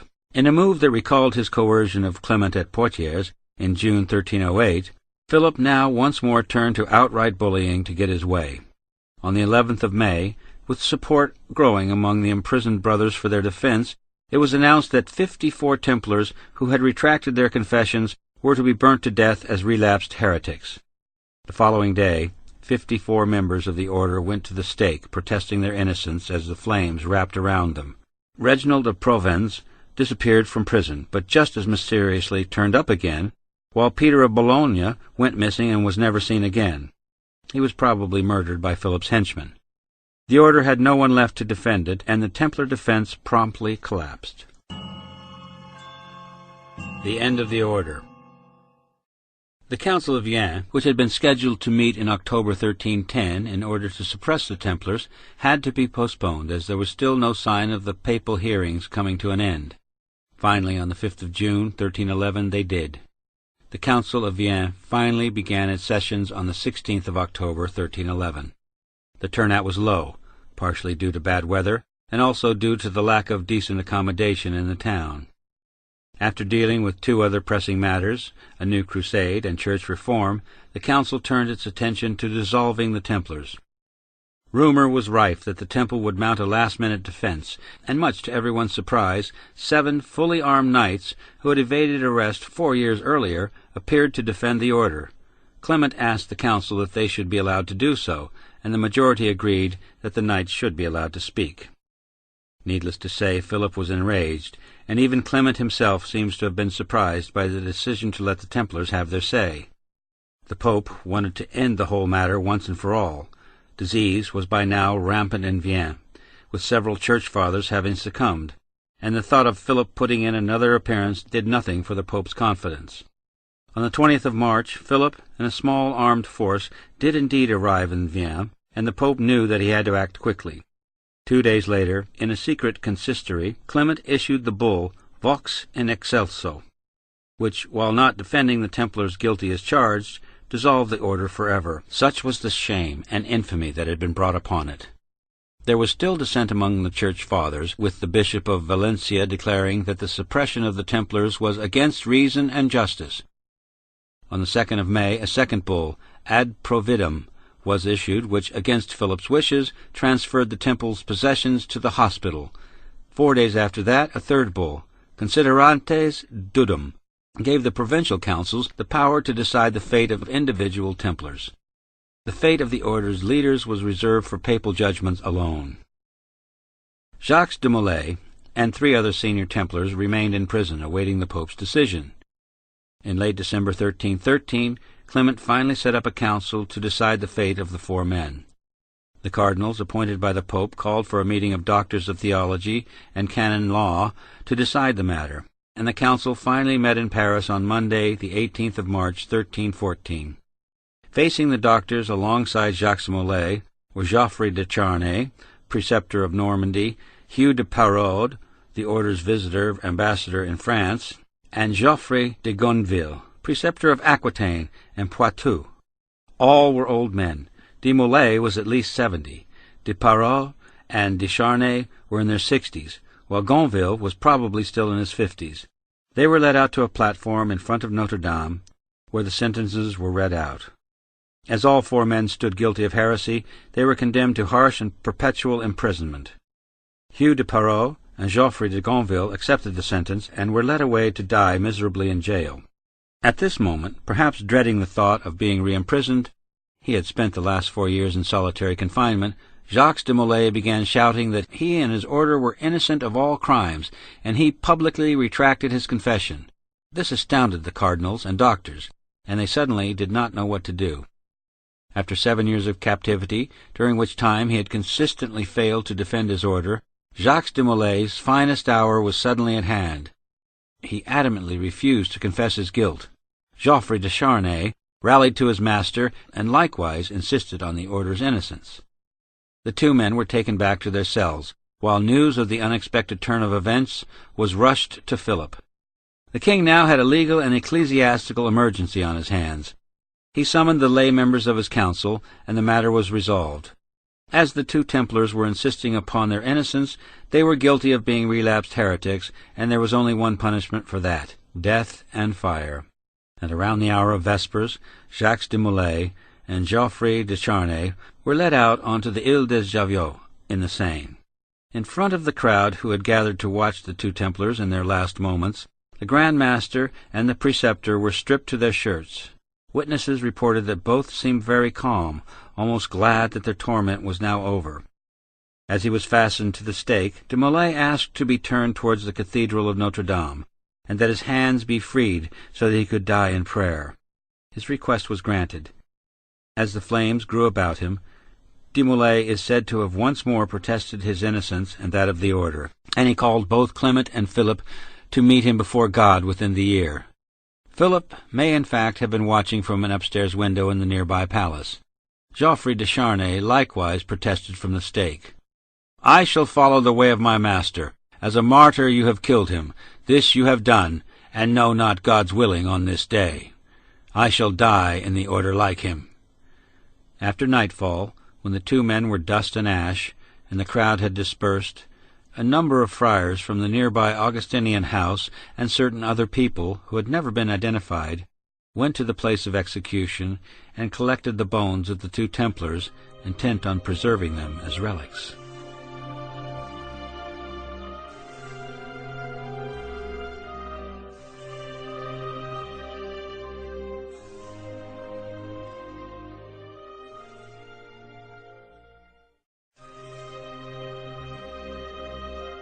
Templar Mysteries. The fact that the Templars fell from grace so spectacularly suggests that some of the wilder accusations against them may have had some basis in reality. While most commentators at the time and subsequently have seen Philip's avarice as the motivating factor behind his attack on the order, there are those, such as the eminent medieval historian Sir Stephen Runciman, who believes that there was some truth to the charges. It would be unwise to dismiss these rumors of heresy as the unfounded invention of enemies. There were probably just enough substance to them to suggest the line along which the order could be most convincingly attacked. If the end of the order remains controversial, then its beginnings are equally shrouded in mystery and silence. The mystery of Templar origins. The traditional picture that Hugues de Payens and Geoffrey de Saint-Omer presented themselves to King Baldwin II around the year 1119 with the suggestion that they form an order of 9 knights who would protect pilgrims visiting the Holy Land derives from Guillaume of Tyre, died circa 1186, the first chronicler to mention the order. Yet Guillaume, like most medieval historians, is unreliable. He notes that the Council of Troyes was held in the 9th year of the order's existence, which would mean that the Templars were probably launched at the Council of Nablus in 1120. Yet he also notes that they accepted no new members for the first 9 years as well. As Fulk, Count of Anjou, is known to have joined the order on his pilgrimage of 1120, this would push the foundation date of the temple back to 1111. As Runciman notes, Guillaume's dating is confused, and at times demonstrably wrong. If Guillaume is confused, then he is not the only one. The other 2 chronicles, dating from the late 12th century, those of Michael the Syrian and Walter Map, disagree not only with Guillaume, but also with each other.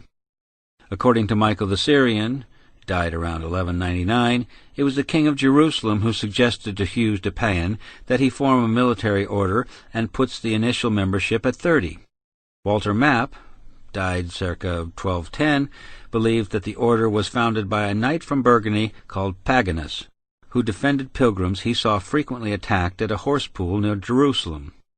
Despite his best efforts, the number of infidels grew, and he was forced to seek extra recruits, with the knights subsequently being given lodgings near the Temple of the Lord, which could very well be the Al-Aqsa Mosque, sitting as it does at the southern end of the temple platform. There is a further hint that the Templars were in existence before their official founding date of around 1119. 5 years previously, the Bishop of Chartres had written to Hugh, Count of Champagne, himself either a founding Templar or at the very least one of the order's first supporters, upon his return from his second visit to the East. "We have heard that, before leaving Jerusalem, you made a vow to join the militia of Christ, that you will enroll in this evangelical soldiery," as the phrase militia of Christ would also be employed by St. Bernard in reference to the Templars, and given the close ties between Hugh, Bernard, and the fledgling order, it is this comment from the Bishop of Chartres that is perhaps the most persuasive evidence we have that the Templars, in one form or another, existed at least as early as 1114. The air of mystery that surrounds the Temple's early years is compounded by the fact that the years before the Council of Troyes are the order's least documented period. Indeed, they are hardly documented at all. The Templars themselves had no official records of their foundation, which is unusual for a religious order. There were no Western chroniclers in Outremer until the time of the Second Crusade, and more remarkably, the king's chronicler, Fulk de Chartres, who was living in Jerusalem at the time of the order's supposed foundation, does not mention them at all. There are only 4 documents existing prior to Troyes that mention the Templars, 2 of them making note of the order in connection with the hospital. A later chronicle, that of Ernaud and Bernard the Treasurer, also suggests that there was some kind of close link between the 2 orders. Interestingly, in this version, the Templars asked the king to give them his palace in front of the Lord's temple. Indeed, research seems to confirm that the Templars were initially given accommodation by the Augustinian canons of the Church of the Holy Sepulchre, and that the buildings they occupied were part of the hospital, which lay just to the south. So, if the Templars were originally based at the hospital, and probably as early as 1111, what were they doing? Out of the 4 pre-1129 documents, none of them describes the Templars as protecting pilgrims. Could they have been simply providing security at the hospital, or was something else going on? It has frequently been asserted that the Templars were part of some grand design that was inaugurated with the First Crusade. While this cannot be proved, it cannot be disproved either. Sufficient gaps exist in the historical record to allow the Templars a more nebulous role than that with which they have been traditionally ascribed. Certainly there were shady characters whose names have not come down to us who were moving in the background in the early years of Outremer. Godfrey de Boulogne, for instance, was accompanied to the east by a group of anonymous advisers. The name is known of only one of them, Peter the Hermit. Peter was possibly linked to a mysterious group of monks who arrived on Godfrey's estate at Orval in the Ardennes sometime around 1090, having traveled en masse from Calabria in Italy. Peter is then thought to have become Godfrey's personal tutor, and in 1095 was one of those who was called for a crusade. Indeed, Peter actually led the first band of crusaders to leave Europe. When Jerusalem fell, Godfrey was offered the crown of Jerusalem by a group of mysterious nobles, who included a certain bishop of Calabria, and Godfrey then seems to have had an abbey built just outside the city walls on Mount Sion. The resulting Order of Sion is one of the most obscure religious fraternities of that period, and it has been suggested that it is from this group that the Templars derived. Hugh, Count of Champagne, is an even more interesting figure than Godfrey.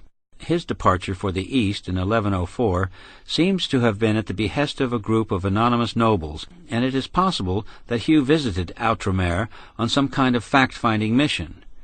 By the time of his second visit in 1114, the militia of Christ, quite possibly the Templars, had been formed. Although Hugh did not join immediately, he returned to France and donated land to St. Bernard, who used it to found the new monastic house of Clairvaux.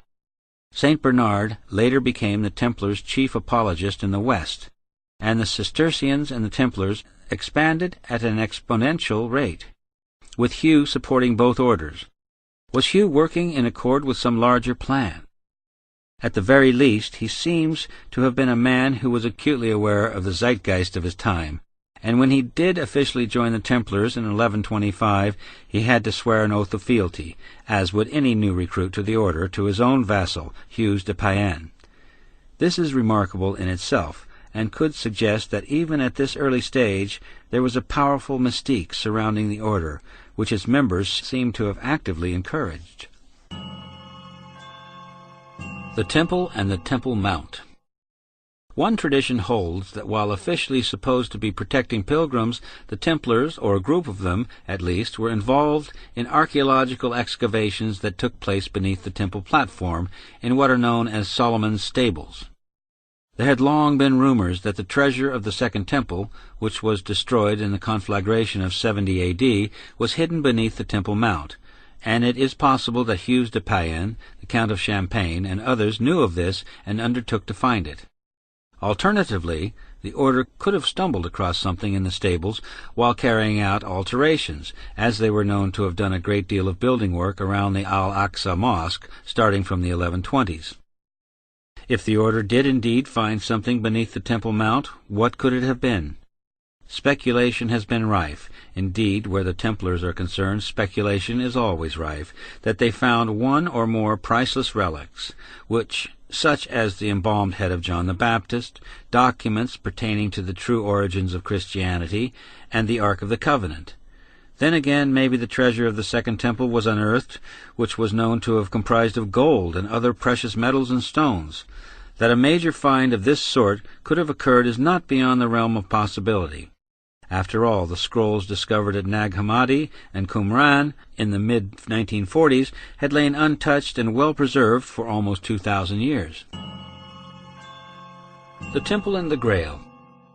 If there is one priceless relic with which the Templars are most closely associated, it is the Holy Grail. In popular, chivalric epics of the period, such as Wolfram von Eschenbach's Parsifal, the Templars are portrayed as its guardians. Another Grail romance, the 13th-century French romance Perles, may have actually been written by a Templar, such is its attention to detail in regard to military matters. But the most interesting connection between the Templars and the Grail is that the city in which they were officially launched, Troyes, is also the city in which the first Grail romance was written, that of Chrétien de Troyes, who composed his Conte del Graal around 1180. The strong connection between the Templars and the Grail does not, of course, bring us any closer to understanding what the Grail actually is.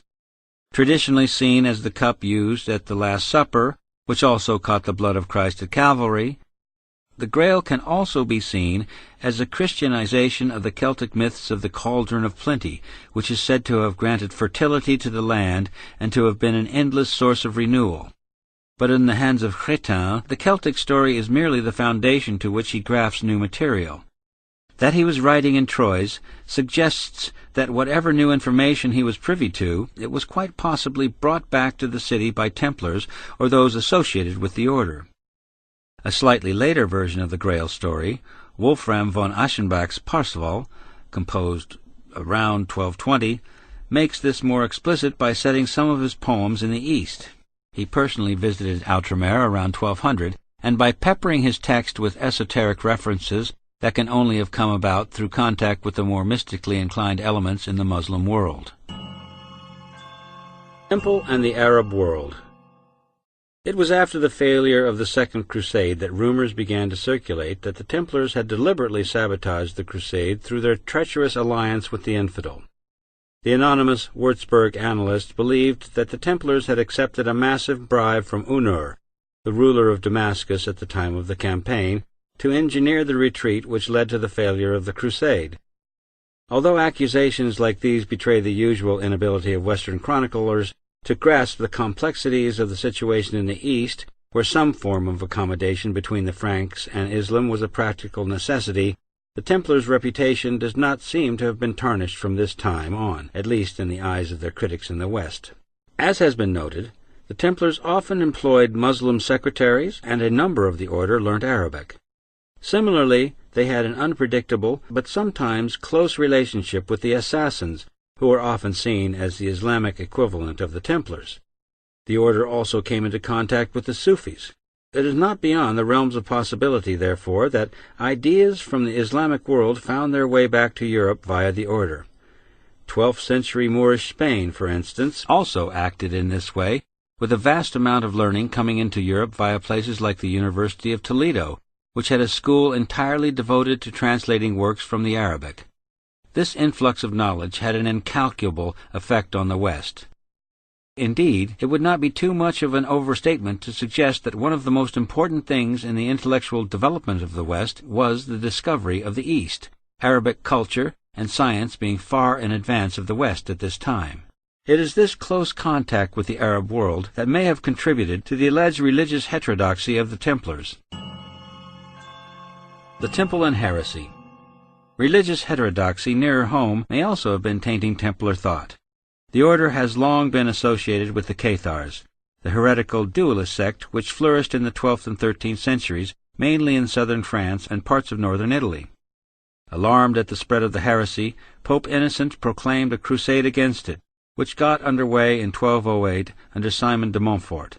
This was the so-called Albigensian Crusade, named after the French town of Albi. It was to last on and off until 1244, when the last Cathar stronghold at Montségur fell to the forces of Louis IX, and its occupants were burnt to death on the field of the cremated. While the majority of Templars would have been simple, unlettered men who adhered to the Catholic Church, there were elements within the order who would have certainly been sympathetic to Catharism. Bertrand de Blanquefort, the sixth Grand Master of the Temple, was from a Cathar family, and the order welcomed Cathars into its ranks once the Albigensian Crusade was under way. So great was the number of Cathar Templars in the Languedoc that in many preceptories Cathars outnumbered Catholics. The order had always accepted excommunicates into its ranks, the reasons for this being usually cited as the constant manpower shortage in the East. But the same cannot be said for the order's sheltering of Cathars in the West, where the manpower situation was nowhere near as dire. This apparent friendliness towards the Cathars could be a legacy of Bertrand de Blanquefort, and it could also have led to the order's consideration of the Languedoc, where the Templar presence was particularly strong, as the most likely site for the creation of their own Ordensland. Catharism was not the only heresy with which the order has been associated. The other most prominent is the Johnonite heresy, the belief that John the Baptist is the real Messiah, with Christ being seen as a usurper and a false prophet. It has been suggested that Hughes de Payens himself was a Johnonite, and the order are well known to have held John the Baptist in particularly high regard. The origins for this are obscure, but one possible source could be the Templars' putative original base in the hospital around 1110. The Hospitallers, originally known as the Hospital of Jerusalem of John the Almoner, became, for reasons unknown, the Hospital of Jerusalem of John the Baptist. Closely associated with the Johnonite movement is the cult of Mary Magdalene. The cult of the Virgin Mary was also at its height in the 12th century, and the two women are traditionally seen as the feminine face of God. St. Bernard himself was obsessed with the divine feminine, and giving his close relations with the Templars, may have either transmitted a reverence for the feminine to the order or developed his fascination at the same time as certain other members of the Templars. One must not forget also that Europe at this time was undergoing rapid changes, the so-called Renaissance of the 12th century, and it is a curious fact that explosions of interest in the goddess tend to recur at times of great change and inquiry. So this begs the question, were the Templars secret goddess worshippers? Pope Innocent III certainly thought that they were worshipping something other than the God of the New Testament and his only Son, when he admonished the order in his letter of 1208. He accused them of the usual sins of pride and arrogance, accusations that date back at least as far as the Second Crusade, when rumors of the order's alliance with Islam were also beginning to circulate, but also branded them as necromancers who were in danger of doing the devil's work unless they got their house in order. That the Pope himself should be moved to admit that there was something altogether not quite right about the Templars suggests that rumors of the Templars being tainted with heresy may well have had some basis in fact. The head of the Templars. Charges of devil worship notoriously resurfaced a century later during the order's trial at the hands of Philip IV. This 7-year period is possibly the best documented in the order's history, and it is also the one period in which their alleged unorthodox beliefs were at the center of interest. The French prosecutors homed in on two areas of Templar practice, the initiation ceremony and the fact that they were supposed to worship an idol named Baphomet. At the initiation ceremony, it was alleged, the new brothers had to show their loyalty to the order by spitting, trampling, or urinating on the cross, and by denying Christ. These have traditionally been seen as another example of Philip's trumped-up charges. But the recent discovery in the Vatican Library of what is known as the Chinon parchment suggests that the Templars did indeed spit on the cross and deny Christ. Under questioning at Chinon in the summer of 1308, Jacques de Molay explained that these apparently sacrilegious practices were designed to get a Templar to experience the sort of torture he would likely receive at the hand of Saracens, and thereby enable them to deny their religion with the mind only and not with their heart. When one recalls that some of the evidence against the Templars was collected by 12 of Philip's spies, who joined the order in 1306 to substantiate the allegations made the year before by the expelled knight Esquin de Florin, it suggests that the charges against the order were in fact true. But the purpose of these ceremonies had been misunderstood by Philip's men. Misunderstanding is almost certainly at the root of the allegation that the Templars worshipped an idol called Baphomet. Descriptions of it varied, but it was usually described as being a life-size head, which was said to make the land fertile, as is said of the Grail. That the Templars did possess heads is without doubt. They possessed the head of St. Euphemia of Chalcedon at their preceptory in Nicosia on Cyprus, and more curiously, a silver head-shaped reliquary was found after the arrest at the Paris Temple. This bore the inscription Caput 58, and inside it were parts of a woman's skull, who was believed to have been one of the 11,000 virgins martyred at Cologne with St. Ursula. The heads may have indeed been worshipped in the way that the Celts revered the head. The assassins, during their initiation ceremonies, buried the initiate up to his neck in sand, leaving only the head visible, before disinterring him. Giving their simulation of Saracen torture, the Templars may also have carried out this practice. A further possibility is that Baphomet, long thought to be a mistranslation of Muhammad, the prophet Muhammad, could well be a corruption of the Arabic word Abuphamat, which means father of understanding, a reference to a spiritual seeker after realization or enlightenment had taken place. The Baphomet is none other than the symbol of the completed man. It is therefore possible that the supposed head the Templars worshipped was actually a metaphorical head. That Hughes de Payen's shield carried 3 black heads suggested that certain elements within the order, the upper echelons perhaps, were involved with esoteric disciplines learned from the Sufis from their very beginnings of the Temple's existence. The Templars after 1314. The eminent 19th-century Catholic theologian and historian Ignaz Dollinger was once asked what he thought was the most evil day in history. He did not hesitate in his reply. It was Friday the 13th, October 1307, the day the Templars were arrested in France. The feeling that the arrests were a criminal act of unparalleled dimensions were felt at the time. Dante compared Philip IV to Pontius Pilate, and charged him with avarice in the Purgatorio, Canto 20, and the subsequent myths surrounding the Templars got off to a very quick start. Clement died only a month after Jacques de Molay had called him to account before God within the year, and Philip himself died on November 29, 1314. Although the trial and suppression had succeeded in destroying the order of the Temple, it failed in other areas. Philip did not find the Templars' treasure, and most of the order's lands ended up being passed on to the hospital. It is also unclear just how many Templars were actually arrested. The figures range between 2,000 and 15,000, and it is likewise uncertain as to how many escaped. Certainly the order seemed to have received some kind of tip-off shortly before the events of 13th October. Jacques de Molay recalled all the order's rule books and accounts and had them burnt. A brother who left the order in 1307 was told that he was wise, as an unspecified catastrophe was looming.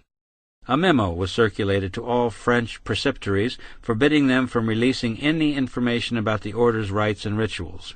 If the order knew what Philip's plans were in advance, that might explain why the French king was unable to find the order's treasure, assuming it to have been actual rather than metaphorical, which was said to have been smuggled out of the Paris Temple shortly before the arrests and taken by river to the Templars' main naval base at La Rochelle. How many Templar ships sailed from La Rochelle in the autumn of 1307 is unknown. What they were carrying likewise, but one thing is known: the Templar fleet vanished utterly. If the order did indeed have some kind of advance warning, and an unknown number of Templars escaped, where did they go to? Although the Order of the Temple ceased to exist in 1312, Templars did not, and various theories have been proposed as to their subsequent fate. Some were welcomed into the hospital, while others joined the Teutonic Knights. Templars in Portugal actually went nowhere. King Denis found the order innocent of all crimes, and the Templars there simply changed their names to the Knights of Christ. Under this name they continued for another 2 centuries and were heavily involved in exploration. Prince Henry the Navigator and Vasco da Gama were both Knights of Christ, as was Christopher Columbus's father-in-law. It is possible that the rumors that the Templars discovered America originated with the exploits of these Knights of Christ. In Spain, likewise, the Order of Montesa was created primarily as a refuge for fugitive Templars. The fate of the Templar fleet has never been resolved. Almost the only place the ships could have found a safe haven would have been western Scotland, then under the control of Robert the Bruce. This theory is explored at length by Michael Biagent and Richard Lee in their book The Temple and the Lodge, which proposes that a contingent of Templars landed in Argyll, helped Bruce to win the Battle of Bannockburn, and then continued to reside in Scotland relatively unmolested. All the Scottish Templars escaped arrest. These Templars and spin-off orders, such as the Scots Guard, helped to pave the way for the emergence of Freemasonry. 18th-century Freemasons were quick to capitalize on their supposed Templar ancestry. If Scotland, at odds with both England and the papacy, could have offered a safe haven for a group of Templars, then the emerging country of Switzerland could have provided another. One theory has been put forward that a group of Templars became involved with the struggle for Swiss independence sometime after the first 3 cantons, Uri, Schwei, and Unterwalden, signed a pact of mutual assistance in 1291. Swiss folk tales tell of white-clad knights appearing to assist the cantons in the struggle against the Holy Roman Empire. The date is also significant, as after 1291 the Templars were seemingly without a raison d'etre for their continued existence. Whether or not these knights, assuming they were Templars, saw the emerging Swiss Confederacy as a potential Ordenland of their own is impossible now to determine. But 2 factors lend credibility to this thesis. Firstly, the Swiss, once established, suddenly acquired, as if from nowhere, the best army in Europe. Their military prowess would remain unchallenged until the Battle of Marengo in 1515, when they were comprehensively defeated by the French. Secondly, Switzerland is famous or infamous, depending upon one's point of view, for its banks. The Templars were the true originators of the international banking system that is still in use today, predating the great Italian houses by more than a century. Perhaps it is this that is the Templars' main legacy to us. As Desmond Seward notes, no medieval institution did more for the rise of capitalism than the Templars. A fable agreed upon. The Templars are inseparable from their myth. Such is the strength of this myth that it sometimes appears that each writer who deals with them is seemingly writing about a different order. From the academics who maintain that the Templars were, in reality, very ordinary men, to the more speculative camp who portray the order as a secret society of mystical initiates. Ever since the time of Cornelius Agrippa, who wrote in his De Occulta Philosophia, 1531, that the Templars committed detestable heresy, the reality of who the Templars actually were and what they actually did has been ever more obscured by later generations of commentators. The 18th-century Masonic movement, with its Neo-Templar affectations, including the so-called strict Templar observance form of Freemasonry, has done much to muddy the waters. There were claims that the order was still in existence in the early 19th century, and a highly suspicious list of post-1314 Grand Masters was produced by the Freemasons.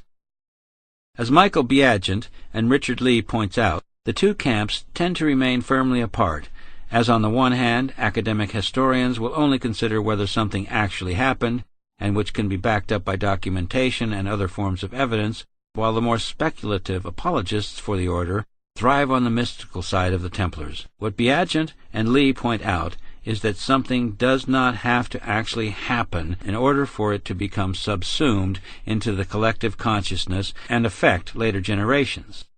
For a myth that can affect history, one need look no further than the myth of Aryan supremacy, which the Nazis held to be gospel with such catastrophic results. What continues to fascinate about the Templars is this apparent dichotomy between the reality and the myth. It can only be possible to understand the order as a whole if the mythical aspect is also considered alongside the facts. Umberto Eco points out that the conspiracy theorists tend to project a great deal of their own failings into their theories, no matter how wild. What he does not examine, however, is that the hands that write the more standard, orthodox history can also be driven by similar forces: the desire for pure acceptance, the desire to maintain one's position within academe, and perhaps more importantly, one's funding, all of which would be severely compromised by entertaining the more mythical version of the Templar story. This latter approach ignores anything vaguely speculative about the order, and in doing so perpetuates a blinkered and restricted view of history. As the great Tibetan saint Padmasambhava once said, "Things are not what they seem, nor are they otherwise." That the order, even in its own time, was fanatically secretive only compounds the difficulty of arriving at anything close to a definitive account. It would be possible to argue, therefore, that the Templars were, in the main, very ordinary men, but that certain elements of the order were indeed tainted. Whether we will ever know by what is, of course, another matter, and whether recent discoveries, such as the Chinon parchment, force us to reevaluate our thinking about the Templars, one thing remains certain: the mystique and fascination of the Order of Poor Knights of Christ and the Temple of Solomon will continue to exert their hold, and the aura surrounding the order will continue, maybe deepen even further, and perhaps never be fully fathomed. The mystery will remain.